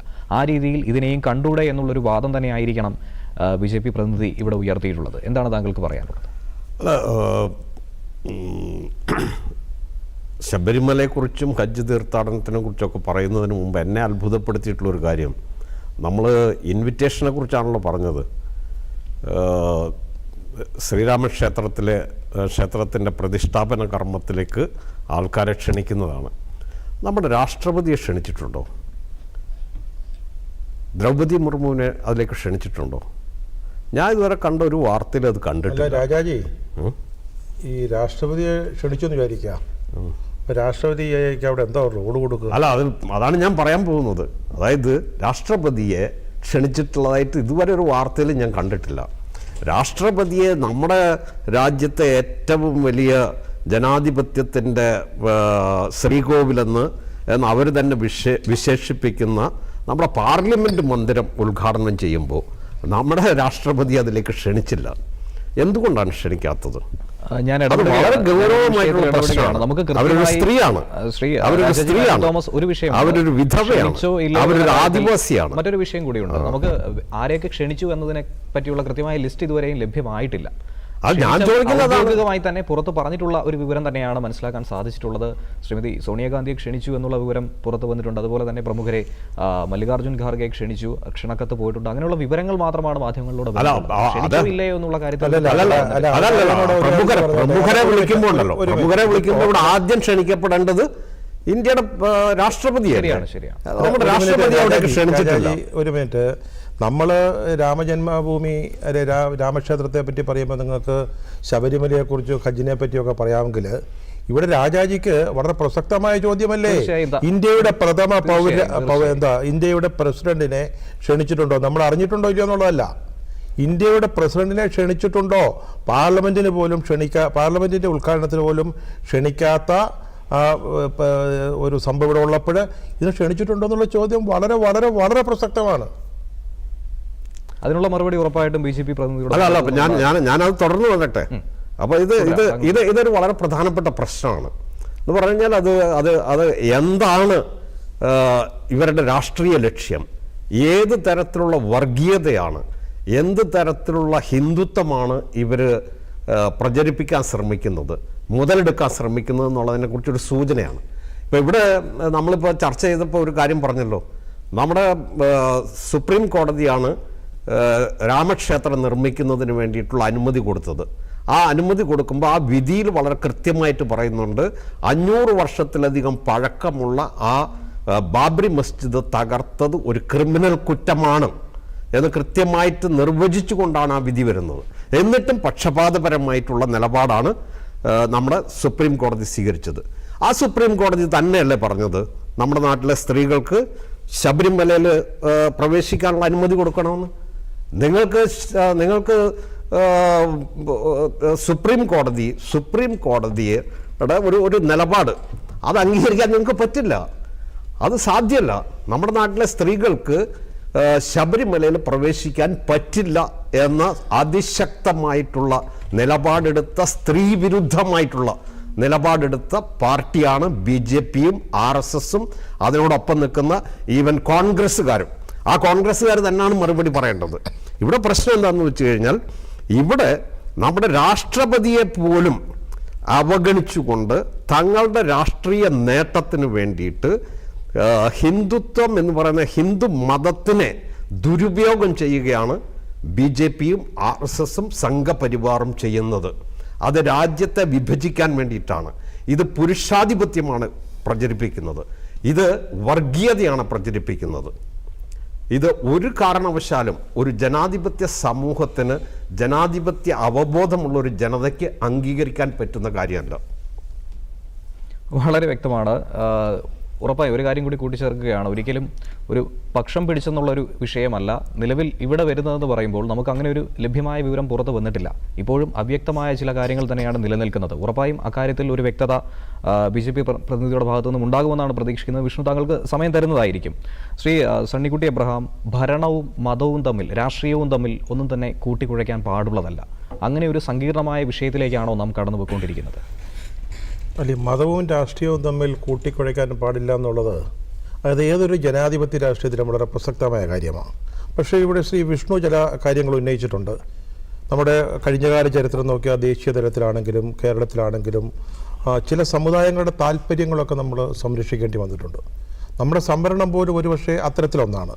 ചില സമുദായങ്ങളുടെ, ചില പിന്നോക്ക വിഭാഗങ്ങളുടെ, അവരുടെയൊക്കെ താല്പര്യങ്ങൾ നമ്മൾ സംരക്ഷിക്കാൻ വേണ്ടി സംവരണം കൊണ്ടുവരുന്നു. ചിലർക്ക് ചില ആനുകൂല്യങ്ങൾ നൽകുന്നു, ചിലർക്ക് ഞാൻ പറയട്ടെ, നമുക്ക് വേണമെങ്കിൽ 67-ലെ സർക്കാരാണ് മലപ്പുറം ജില്ല സ്ഥാപിച്ചത്. അല്ലെങ്കിൽ കലിക്കറ്റ് സർവകലാശാല, രണ്ടും മുസ്ലിം ലീഗിൻ്റെ ആവശ്യമായിരുന്നു. അന്ന് മുസ്ലിം ലീഗ് EM ശങ്കരൻ നമ്പൂതിരിപ്പാട് മുഖ്യമന്ത്രിയായ മന്ത്രിസഭയിലെ അംഗങ്ങളാണ്. അപ്പോൾ അവരുടെ ഡിമാൻഡായിരുന്നു കലിക്കറ്റ് സർവകലാശാലയും അതുപോലെ തന്നെ മലപ്പുറം ജില്ലയും. നമുക്ക് വേണമെങ്കിൽ അതിനെ ഒരു മുസ്ലിങ്ങളെ പ്രീണിപ്പിക്കാൻ അന്ന് CPMോ അല്ലെങ്കിൽ അന്നത്തെ ഗവൺമെൻറ്റോ നടത്തിയൊരു ശ്രമമായിട്ട് പറയാം. പക്ഷേ കലിക്കറ്റ് സർവകലാശാല വന്നതുകൊണ്ട് മലബാറിൻ്റെ വിദ്യാഭ്യാസ രംഗത്തുണ്ടായ വലിയ മാറ്റം, ഒരുപക്ഷെ കേരളം മുഴുവൻ കേരള സർവകലാശാലയുടെ കീഴിലായിരുന്നു. കേരള സർവകലാശാല വളരെ പ്രസിദ്ധമായ പാരമ്പര്യമുള്ള, പൈതൃകമുള്ള ഒരു സർവകലാശാല. ഒരുപക്ഷെ അതിനേക്കാൾ കൂടുതൽ വിദ്യാഭ്യാസ രംഗത്ത് കലിക്കറ്റ് സർവകലാശാലയ്ക്ക് ചെയ്യാൻ പറ്റുന്നുണ്ടാവും. മലപ്പുറം ജില്ല വന്നതോടെയാണ് മലപ്പുറം പോലെയുള്ള അതൊരു മുസ്ലിം വിഭാഗമായിട്ട്, മുസ്ലിം പ്രദേശമായിട്ട് നമ്മൾ കാണുമ്പോഴാണ് ഈ പ്രശ്നം ഉണ്ടാകുന്നത്. അപ്പോൾ ആ പിന്നാക്ക പ്രദേശങ്ങൾക്ക് വലിയ തോതിലുള്ള ഒരു വികാസവും പുരോഗതിയും ഉണ്ടായത് വന്നുകൊണ്ട് നമുക്ക് വേണമെങ്കിൽ പറയാം അത് മുസ്ലിങ്ങളുടെ, അല്ലെങ്കിൽ മുസ്ലിം ലീഗിൻ്റെ അവരുടെ താല്പര്യത്തിന് വേണ്ടി ചെയ്തുകൊണ്ടാണെന്ന് നമുക്ക് വേണമെങ്കിൽ പറയാം. ഒരുപക്ഷെ അതിനകത്ത് ആ ഒരു എലമെൻ്റ് അവിടെ ഉണ്ടതാണ്, ഇല്ലെന്ന് ഞാൻ പറയുന്നത്. പക്ഷേ നമ്മൾ ജനാധിപത്യ കക്ഷികൾ, ജനാധിപത്യ പാർട്ടികൾ അടങ്ങുന്ന മുന്നണികൾ ഒക്കെ അധികാരത്തിൽ വരുമ്പോൾ പലപ്പോഴും പലരുടെയും നമുക്കറിയാം ഒന്നും കെട്ടും രണ്ടും കെട്ടും എന്നൊക്കെയുള്ള മുദ്രാവാക്യങ്ങൾ ഇവിടെ ഉണ്ടായിട്ടുണ്ട്. ഞാനത് ശ്രീ വിഷ്ണു പറഞ്ഞതിന് നിഷേധിക്കുന്നില്ല. അതുപോലെ മാപ്പിളസ്ഥാന് വേണ്ടി ഇവിടെ ഏറനാട് അവിടെ ഒരു മാപ്പിളസ്ഥാനം വേണമെന്നൊക്കെ പറയുന്നത് അതൊക്കെ മാറി വിഷ്ണു. ഓരോ സമുദായവും മാറിക്കൊണ്ടിരിക്കുകയാണ്, കൂടുതൽ മതനിരപേക്ഷമായിക്കൊണ്ടിരിക്കുകയാണ്. അതാണ് നമ്മുടെ പ്രസന്റ് പൊളിറ്റിക്സ് എങ്കിൽ ഇപ്പോഴും BJPക്ക് എന്താണെന്ന് ചോദിച്ചാൽ അവർക്ക് മറ്റൊന്നും പറയാനില്ല. അവർക്ക് അങ്ങനെ BJP എന്ന് പറയുന്ന പാർട്ടിക്ക് ഈ തീവ്ര ഹിന്ദുത്വ, ഞാൻ പറഞ്ഞ ഹിന്ദു മതമല്ല, അവർ വ്യാഖ്യാനിക്കുന്ന തരത്തിലുള്ള ഹിന്ദുത്വ എന്നതൊഴിച്ചാൽ അവർക്ക് ദേശീയ പ്രസ്ഥാനത്തിൽ എന്തെങ്കിലും പങ്കുണ്ടോ? ഇന്ത്യക്ക് സ്വാതന്ത്ര്യം കിട്ടിയതിൽ എന്തെങ്കിലും പങ്കുണ്ടോ? ഇന്ത്യയുടെ ഇതുവരെയുള്ള ഡെവലപ്മെൻറ്റ് ഇപ്പം എല്ലാം ഈ 14-ന് ശേഷമാണ് ഈ രാജ്യത്ത് വികസനം മുഴുവൻ ഉണ്ടായി എന്ന് പറയുന്ന ഒരു രീതിയുണ്ടല്ലോ. ഇതിനെ ഇങ്ങനെ അടച്ച് അങ്ങനെ ഒരു കഥ മെനയുന്ന അല്ലെങ്കിൽ അങ്ങനെ ഒരു നറേറ്റീവ് കൊണ്ടുവരുന്ന അല്ലാതെ എന്താണ് ഇന്ത്യ പോലൊരു രാഷ്ട്രത്തെ കെട്ടിപ്പടുക്കുന്നതിൽ? നമുക്കറിയാം ഇന്ത്യ ഉണ്ടായി ഉടനെ തന്നെ നമ്മൾ യുദ്ധത്തെ നേരിടേണ്ടി വന്ന ഒരു രാജ്യമാണിത്. നമ്മുടെ സാമ്പത്തിക സ്ഥിതി എന്തായിരുന്നു നമുക്കറിയാം. അതിൽ നിന്ന് ഇന്ത്യ എത്രയോ വളർന്നു, ഇന്ത്യ എത്രത്തോളം വന്നു. BJPയുടെ കാലത്തൊന്നും മാറ്റം ഉണ്ടായിട്ടുണ്ടെന്ന് ഞാൻ പറയത്തില്ല, ഞാനതിനെ ഒരു കണ്ണുപൊട്ടനെ പോലെ കാണുന്ന ഒരാളല്ല. പക്ഷേ അങ്ങനെ മറ്റൊരു ചരിത്രം ഈ പാർട്ടിക്ക് പറയാനില്ല. അവർക്ക് പറയാനുള്ള ഏക വിഷയം BJP ഒരു ദേശീയ തലത്തിൽ അധികാരം പിടിക്കാൻ തീരുമാനിക്കുമ്പോൾ മുതൽ പറയാനുള്ളത് ഈ ശ്രീരാമ ജന്മഭൂമി അല്ലാതെ അവർക്ക് മറ്റൊന്നില്ല. അവരത് പറഞ്ഞുകൊണ്ടേയിരിക്കും, അവരത് മുതലെടുത്തുകൊണ്ടേയിരിക്കും. ആ മുതലെടുപ്പിൻ്റെ ഏറ്റവും പാരമ്യത്തിലാണ് നമ്മൾ നിൽക്കുന്നത്. പക്ഷേ ഇതിവിടെ കൊണ്ട് അവസാനിക്കത്തില്ല. ഞാൻ വീണ്ടും രാജാജി പറഞ്ഞത് ഒന്നുകൂടെ ഓർമ്മിപ്പിക്കുക പ്രേക്ഷകർക്ക് വേണ്ടി. എന്തുകൊണ്ട് രാഷ്ട്രപതിയെ പങ്കെടുപ്പിക്കുമോ? ഈ ചടങ്ങിൽ രാഷ്ട്രപതിയെ പങ്കെടുപ്പിക്കുമോ എന്നുള്ളൊരു പ്രധാനപ്പെട്ട ചോദ്യമാണ്. ഇന്ത്യൻ പാർലമെൻറ്റിൻ്റെ, നമുക്കറിയാമല്ലോ ഇന്ത്യൻ പാർലമെൻറ്റ് എന്ന് പറഞ്ഞാൽ എന്തൊക്കെയാണ്? ലോക്സഭയും രാജ്യസഭയും രാഷ്ട്രപതിയും കൂടെ ചേരുമ്പോഴാണ്. പ്രധാനമന്ത്രിയൊക്കെ അവിടുത്തെ സമന്മാരിൽ പ്രധാനി മാത്രമാണ്. രാജ്യസഭയും ലോകസഭയും ഇന്ത്യൻ രാഷ്ട്രപതിയും കൂടെ ചേരുമ്പോഴാണ് ഇന്ത്യൻ പാർലമെൻറ്റ് ഉണ്ടാകുന്നത്. ആ പാർലമെൻറ്റിന് ഒരു പുതിയ ആസ്ഥാനം ഉണ്ടായപ്പോൾ അവിടേക്ക് പോലും രാഷ്ട്രപതിയെ ക്ഷണിക്കാതെ അതിനെ എങ്ങനെ ഒരു രാഷ്ട്രീയ പരിപാടിയായി അതപ്പതിപ്പിച്ചുവോ? അത് വാസ്തവത്തിൽ ഒരു ദേശീയ പരിപാടിയാണ്, ഇന്ത്യയുടെ കാര്യമാണ്. ഇത് ഇന്ത്യയുടെ കാര്യം പോലുമല്ല. ഇത് BJP RSS ചേർത്ത് സൃഷ്ടിച്ച ഒരു ക്ഷേത്രത്തിൻ്റെ പ്രതിഷ്ഠാകർമ്മമാണ്. മറ്റേടത്ത് പോലും, അതായത് ഈ പാർലമെൻറ്റിൻ്റെ ഉദ്ഘാടനത്തിന് പോലും രാഷ്ട്രപതിയെ ക്ഷണിക്കാതിരുന്ന രാഷ്ട്രീയമാണ് ഇപ്പോൾ ഇവിടെ സ്വാഭാവികമായിട്ടും രാഷ്ട്രപതിയെ ക്ഷണിക്കണമെന്ന് ഞാൻ പറയത്തില്ല. കാരണം ഇത് BJPയുടെ പരിപാടിയാണ്, ഇത് RSSൻ്റെ പരിപാടിയാണ്. അതിനെതിരെ ഇന്ത്യൻ രാഷ്ട്രപതിയെ ക്ഷണിക്കുന്നത്. മറ്റത് സോണിയാഗാന്ധിയൊക്കെ ക്ഷണിക്കുന്നത്. ഇതൊരു ദേശീയ പരിപാടി. പ്രധാനമന്ത്രി മോഡിജി നടത്തുന്ന ഈ പരിപാടി ഒരു ദേശീയ സംഭവമാണെന്ന് വരുത്തി അതിന് ഭാവിയിൽ അംഗീകാരം കിട്ടാൻ 1947 15 പോലെയും 1977 ബംഗ്ലാദേശിൻ്റെ വിമോചനം പോലെയും കാർഗിൽ യുദ്ധം പോലെയൊക്കെ ഒരു ദേശീയ പരിപാടിയായിട്ട് ഭാവിയിൽ അവതരിപ്പിക്കുന്നതിനുള്ളൊരു വലിയ രാഷ്ട്രീയ തന്ത്രമാണ്. അത് കോൺഗ്രസും മറ്റ് മതനിരപേക്ഷ കക്ഷികളും മനസ്സിലാക്കാൻ മറക്കരുത് എന്നാണ് എനിക്ക് പറയാനുള്ളത്. കാലാനുസൃതമായ മാറ്റങ്ങൾ രാഷ്ട്രീയത്തിലും അതുപോലെ തന്നെ വികസനത്തിലും മതത്തിലും ഒക്കെ തന്നെ സംഭവിച്ചിട്ടുണ്ട് എന്ന് പറയുന്നത് നമുക്ക് നിഷേധിക്കാൻ കഴിയുന്നതല്ല. പണ്ട് കാലത്തുള്ളതുപോലെയല്ല ഇന്നുള്ള രാഷ്ട്രീയവും അതുപോലെ തന്നെ ആചാരാനുഷ്ഠാനങ്ങളും ഒക്കെ തന്നെ ചെറിയ രീതിയിൽ വലിയ രീതിയിലൊക്കെ തന്നെ മാറ്റം സംഭവിച്ചുകൊണ്ടിരിക്കുകയാണ്. അഡ്വക്കേറ്റ് BG വിഷ്ണു, നിരവധി വിമർശനങ്ങൾ തന്നെയാണ് നിലവിൽ BJPക്കെതിരെ ഉയർന്നിരിക്കുന്നത്. അതിലൊക്കെ തന്നെ താങ്കളിൽ നിന്നും മറുപടി പ്രതീക്ഷിക്കുന്നു. ഒപ്പം ഈ പരിപാടിയിലേക്ക് ക്ഷണിച്ചതിനെ പറ്റി നേരത്തെ ശ്രീ സണ്ണിക്കുട്ടി അബ്രഹാം പറഞ്ഞതിൽ മറ്റൊരു തിരുത്തുകൂടി ഞാൻ വരുത്തുകയാണ്. കാരണം ആരെയൊക്കെയാണ് ഇതിൽ ക്ഷണിച്ചിരിക്കുന്നതെന്ന് ചോദിക്കുമ്പോൾ മുൻ പ്രധാനമന്ത്രിമാരുണ്ട്, ദേശീയ പാർട്ടിയിലെ പ്രധാനപ്പെട്ട മേധാവികളുണ്ട്. അതോടൊപ്പം താങ്കൾ പറഞ്ഞത് LK അദ്വാനിയെയും അതുപോലെ മുരളി മനോഹർ ജോഷിയെയും ക്ഷണിച്ചിട്ടില്ല എന്നാണ്. ഇരുവരെയും ക്ഷണിച്ചിട്ടുണ്ട്, പക്ഷേ ചില ആരോഗ്യ കാരണങ്ങളാൽ വിട്ടുനിൽക്കുമെന്ന് പറയുന്നുണ്ട്. അതേക്കുറിച്ചുള്ള കൃത്യമായ വിവരങ്ങൾ നിങ്ങൾ വരാതിരുന്നാൽ കൊള്ളാമെന്ന് പറഞ്ഞു, പിന്നീട് തിരുത്തി. അതൊരു വിമർശനമായപ്പോൾ അത് തിരുത്തി. അദ്ദേഹം വരുമോ വരാതിരിക്കുകയോ ചെയ്യട്ടെ, അദ്ദേഹം വരാതിരിക്കുന്നതാണ് നല്ലത് എന്ന് ഈ പ്രതിഷ്ഠ ട്രസ്റ്റ് പറയുമ്പോൾ മോഡിയുള്ള സ്ഥലത്ത് നിങ്ങൾ വന്ന അദ്ദേഹത്തിൻ്റെ അറ്റൻഷൻ, അദ്ദേഹം ഫോക്കസിൽ നിൽക്കുന്ന സ്ഥലത്ത് നിങ്ങൾ വരരുത് എന്നാണ്. അല്ലാതെ പിന്നീട് തിരുത്തി, വന്നാൽ കുഴപ്പമില്ല, വന്നോളൂ, വേണമെങ്കിൽ വന്നോളൂ എന്നാക്കി. എന്നാലും ഞാൻ പറയട്ടെ, ഈ ഒരു ക്ഷേത്രത്തിൻ്റെ നിർമ്മാണത്തിന് ഒരു വലിയ വഴിയൊരുക്കി ഈ രണ്ടുപേരെ വിളിക്കണ്ടേ? അഡ്വക്കേറ്റ് ബി ജി വിഷ്ണു, എന്താണ് അതിനോട് പറയാനുള്ളത്? ശരിക്കുള്ള വസ്തുത എന്താണ്? അയോധ്യയിലെ ക്ഷേത്ര നിർമ്മാണവുമായി ബന്ധപ്പെട്ട മുഴുവൻ കാര്യങ്ങളും നടത്തുന്നത് ശ്രീരാമ തീർത്ഥക്ഷേത്ര ട്രസ്റ്റാണ്. ഈ ട്രസ്റ്റ് പ്രധാനമന്ത്രിയെ വിളിച്ചതായി ഞാൻ അറിയുന്നു. പക്ഷേ അതിൻ്റെയൊന്നും വിശദ വിവരങ്ങൾ നമുക്ക് ആർക്കും ലഭ്യമായിട്ടില്ല. എന്തായാലും വിവാദങ്ങൾ ഉണ്ടായ സാഹചര്യത്തിൽ വളരെ വ്യക്തമായൊരു കാര്യമുണ്ട്. ശ്രീ അദ്വാനിജി അടക്കമുള്ളവരെ അവർ കൃത്യമായി വിളിച്ചിട്ടുണ്ട്. ആരെയും ഈ രാജ്യത്തെ പൗരപ്രമുഖന്മാരായവരല്ല, സാധാരണക്കാരെ പോലെ കരസേവക കാലത്ത് പങ്കെടുത്തവർക്കുൾപ്പെടെ ഒരു പ്രധാനമന്ത്രി പറയട്ടെ, ഞാൻ പറഞ്ഞു വരട്ടെ, ഇതിലേക്ക് മുഴുവൻ പേരെയും ക്ഷണിച്ചിട്ടുണ്ട്, രാഷ്ട്രപതിയെ വിളിച്ചിട്ടുണ്ട് എന്ന് തന്നെയാണ് മനസ്സിലാക്കുന്നത്. ആരെയൊക്കെ വിളിച്ചിട്ടുണ്ട് എന്നുള്ള കൃത്യമായ വിവരങ്ങൾ വരും ദിവസങ്ങളിൽ ക്ഷേത്ര ട്രസ്റ്റ് തന്നെ പബ്ലിഷ് ചെയ്യുമെന്ന് തന്നെയാണ് ഞാൻ കരുതുന്നത്. ഈ ഇരിക്കുന്ന ആർക്കും അതിനെപ്പറ്റിയുള്ള വിവരങ്ങൾ ലഭ്യമല്ലാത്തത് കൊണ്ട് ഞാൻ കൂടുതലായി അതിലേക്ക് കിടക്കുന്നില്ല. ശ്രീ ദ്രൗപദി മുർമുവിനെ സംബന്ധിച്ചിടത്തോളം അദ്ദേഹത്തെ ഈ രാജ്യത്തെ രാഷ്ട്രപതിയായി തിരഞ്ഞെടുക്കുന്ന സമയത്ത് നഖശികാന്തം അതിനെ എതിർത്തവരാണ് രാജ്യത്തെ കോൺഗ്രസ്സുകാരും CPM-കാരും. കഴിഞ്ഞ കുറച്ച് കാലങ്ങളായി മാത്രമാണ് രാഷ്ട്രപതിയോട് എന്തോ അതിരില്ലാത്ത സ്നേഹം CPM-കാർക്കും കോൺഗ്രസ്സുകാർക്കും ഇപ്പോൾ ഉണ്ടായിരിക്കുന്നത്. അത് ചില രാഷ്ട്രീയ നേട്ടത്തിന് വേണ്ടിയാണ്. പാർലമെന്റിന്റെ ഉദ്ഘാടനവുമായി ബന്ധപ്പെട്ട് പ്രധാനമന്ത്രി ഉദ്ഘാടനം ചെയ്തു. അതിൽ യാതൊരു തെറ്റും ഞങ്ങളാരും ജനങ്ങളോ ഒന്നും കാണുന്നില്ല. ജാർഖണ്ഡ് നിയമസഭ ഉദ്ഘാടനം ചെയ്തത് ആരാണ്? രാഷ്ട്രപതിയോ പ്രധാനമന്ത്രിയോ ഗവർണറോ മുഖ്യമന്ത്രിയോ അല്ല, UPA-യുടെ അന്നത്തെ ചെയർപേഴ്സൺ ആയിരുന്നു സോണിയാഗാന്ധിയാണ്. അവിടെ എന്തുകൊണ്ടാണ് സോണിയാഗാന്ധി അവിടെ വിളിച്ചതെന്ന് ഞങ്ങൾക്ക് ഇതുവരെ മനസ്സിലായിട്ടില്ല. UPA ചെയർപേഴ്സൺ എന്താണ് മറ്റവരിൽ നിന്നും പ്രത്യേക റോളുള്ളതെന്നും എനിക്കിതുവരെ അറിയിട്ടില്ല. അവരൊരു ചെയർപേഴ്സൺ മാത്രമായിരുന്നു. അപ്പോൾ അവരുടെ താല്പര്യങ്ങൾക്കനുസരിച്ച് തങ്ങൾ അധികാരത്തിലിരിക്കുമ്പോൾ കാര്യങ്ങൾ ചെയ്യുകയും BJP അധികാരത്തിൽ വരുമ്പോൾ ക്ഷേത്ര ട്രസ്റ്റ് ചെയ്യുന്ന കാര്യങ്ങൾക്കെല്ലാം BJP-യെയും രാഷ്ട്രപതിയെയും ഒക്കെ ചേർത്ത് നിർത്തി വിമർശിക്കുന്നത് കൃത്യമായ രാഷ്ട്രീയ ദുഷ്ടലാക്കൂടിയാണ്. കാരണം ചരിത്രപരമായ ഒരു സംഭവം ഈ രാജ്യത്ത് നടക്കാൻ പോകുന്നു എന്നുള്ള കാര്യത്തിൽ യാതൊരു തർക്കവുമില്ല. രാജ്യവിഭജനവുമായി ബന്ധപ്പെട്ട് കഴിഞ്ഞ 500 വർഷങ്ങൾക്കിടയിൽ അല്ലെങ്കിൽ 1000 വർഷങ്ങൾക്കിടയിൽ വിവിധ കാലഘട്ടങ്ങളിൽ നമ്മുടെ രാജ്യത്തെ വിഭജിക്കപ്പെട്ടിട്ടുണ്ട്. ഈ ലോകത്തിലെ തന്നെ വലിയൊരു ഭൂവിസ്തൃതിയുള്ള രാജ്യമായിരുന്നു നമ്മുടെ രാജ്യം. ഏതാണ്ട് ഇപ്പോഴത്തെ അഫ്ഗാനിസ്ഥാൻ മുതൽ അങ്ങ് ഇന്തോനേഷ്യ വരെയുള്ള വലിയൊരു ഭൂപ്രദേശം ഒറ്റ പ്രദേശമായിരുന്നു. വിവിധ കാലഘട്ടങ്ങളിൽ ഇത് വിഭജിക്കപ്പെട്ടിട്ടുണ്ട്. ബ്രിട്ടീഷുകാർ വന്നതിന് ശേഷവും മുഗളന്മാർ വന്നതിന് ശേഷവും പലതവണ ഇത് വിഭജിക്കപ്പെട്ടിട്ടുണ്ട്. ഏറ്റവും ഒടുവിലായി ബംഗാൾ വിഭജിക്കപ്പെട്ടു. പാകിസ്ഥാൻ സ്വാതന്ത്ര്യാനന്തരം ഈ രാജ്യത്തെ വെട്ടിമുറിച്ച് ഇസ്ലാമിക രാജ്യത്തിന് വേണ്ടി പാകിസ്ഥാൻ ഉണ്ടാക്കി.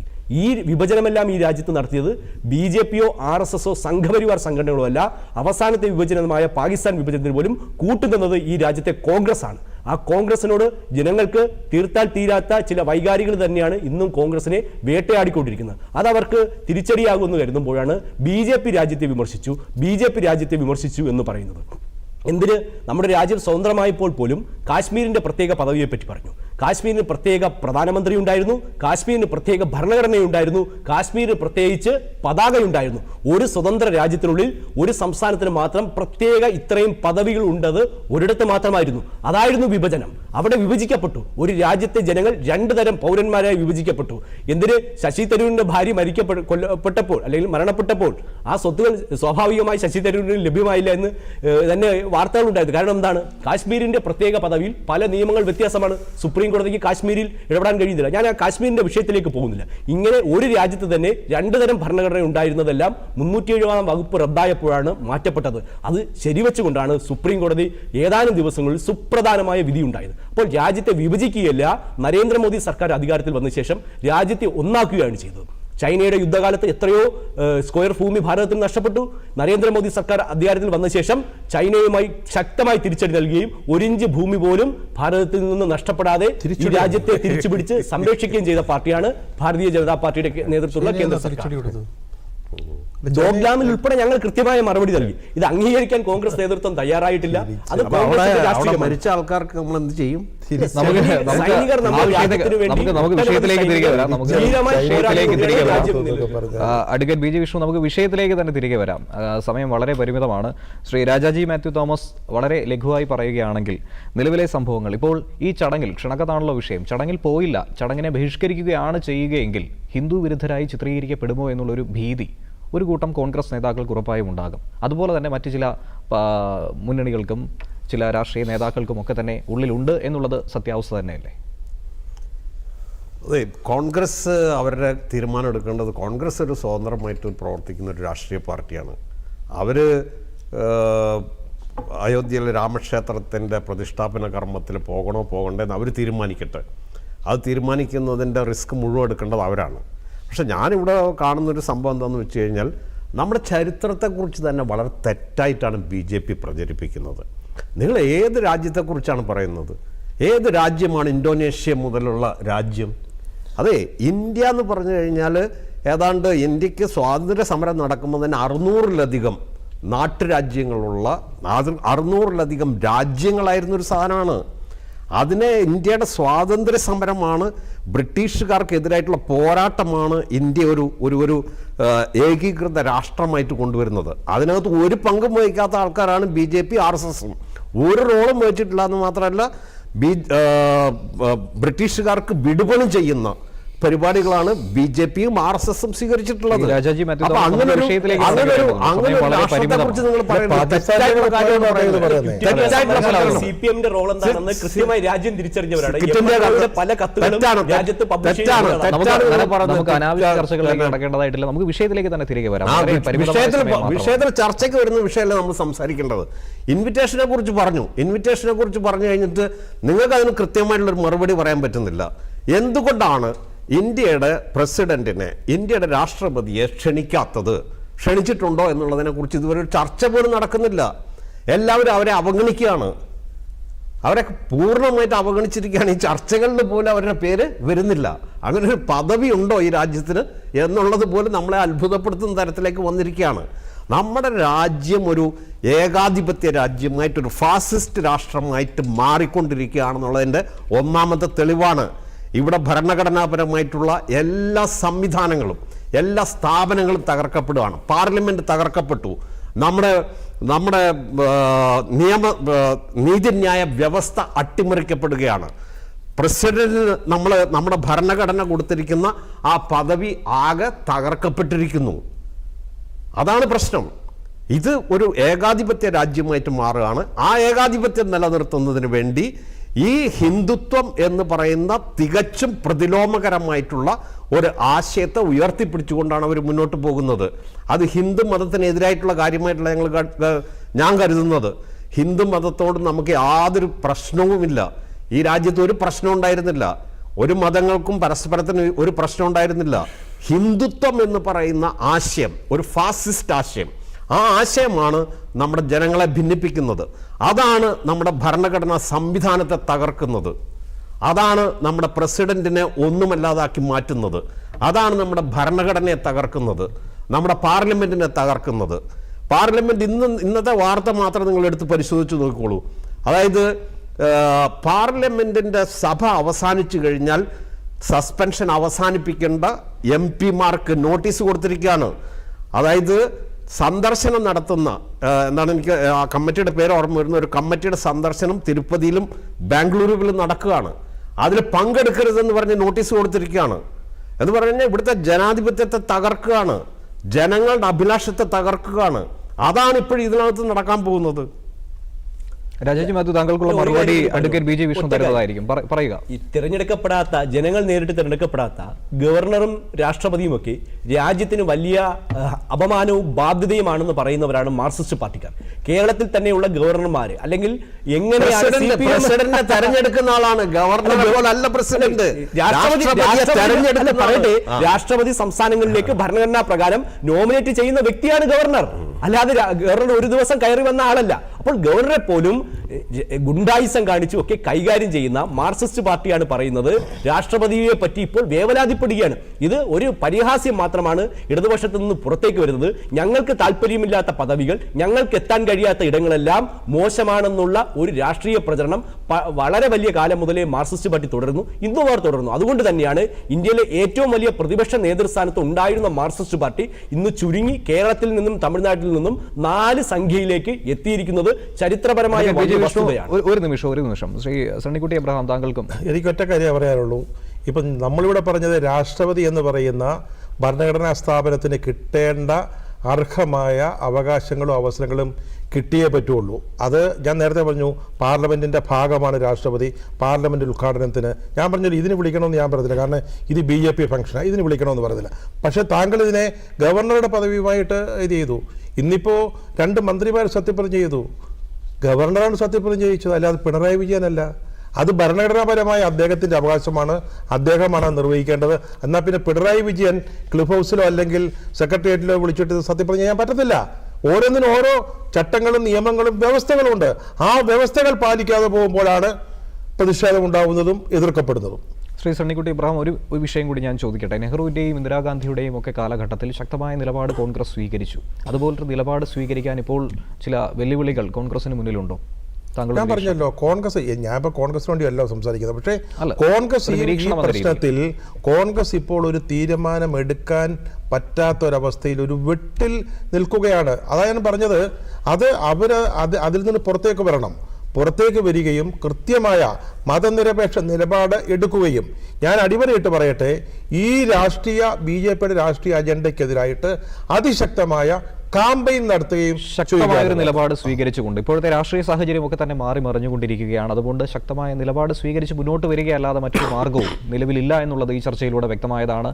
ഈ 1 മണിക്കൂർ സമയം ഒട്ടും തന്നെ തികയുന്നതല്ല എന്നുള്ളത് നമുക്ക് എവർക്കും മനസ്സിലായതാണ്. എന്നിരുന്നാലും പരിപാടിയുടെ അവസാന ഘട്ടത്തിലേക്ക് കടക്കുകയാണ്. ഏകദേശം 900 കോടിയോളം ചിലവഴിച്ചാണ് രാമക്ഷേത്രം പണിതിരിക്കുന്നത്. ടൂറിസം സാധ്യതകളൊക്കെ തന്നെ അനന്തമാണ്. അതോടൊപ്പം തന്നെ നിരവധി വ്യോമ മാർഗത്തിലായിരുന്നാലും ട്രെയിൻ സർവീസുകളായിരുന്നാലും ഒക്കെ ഇവിടെ ആവിഷ്കരിക്കുകയാണ്. വലിയൊരു ടൂറിസം കേന്ദ്രമായി ഭാവിയിൽ ഇത് മാറുമെന്നും ലോകത്താകമാനമുള്ള നിരവധി ആളുകൾ ഇവിടേക്ക് എത്തുമെന്നുമാണ് നിലവിൽ പ്രതീക്ഷിക്കുന്നത്. ജനുവരി 22-ാം തീയതിയിലേക്ക് ഏവരും കാത്തിരിക്കുകയാണ്. ഈ പരിപാടി ഇന്നിവിടെ നമ്മൾ അവസാനിപ്പിക്കുകയാണ്. ഇതോടൊപ്പം ഈ വിഷയത്തിൽ പങ്കെടുത്ത ഇന്ന് അതിഥികളായി എത്തിയ Shri Sunnykutty Abraham, advocate BJ Vishnu, Shri Rajaji Mathew Thomas, 3 അതിഥികൾക്കും നന്ദി പ്രകാശിപ്പിക്കുകയാണ്. മറ്റൊരു വിഷയവുമായി അടുത്ത ദിവസം വീണ്ടും കാണാം. അതുവരെ നന്ദി, നമസ്കാരം.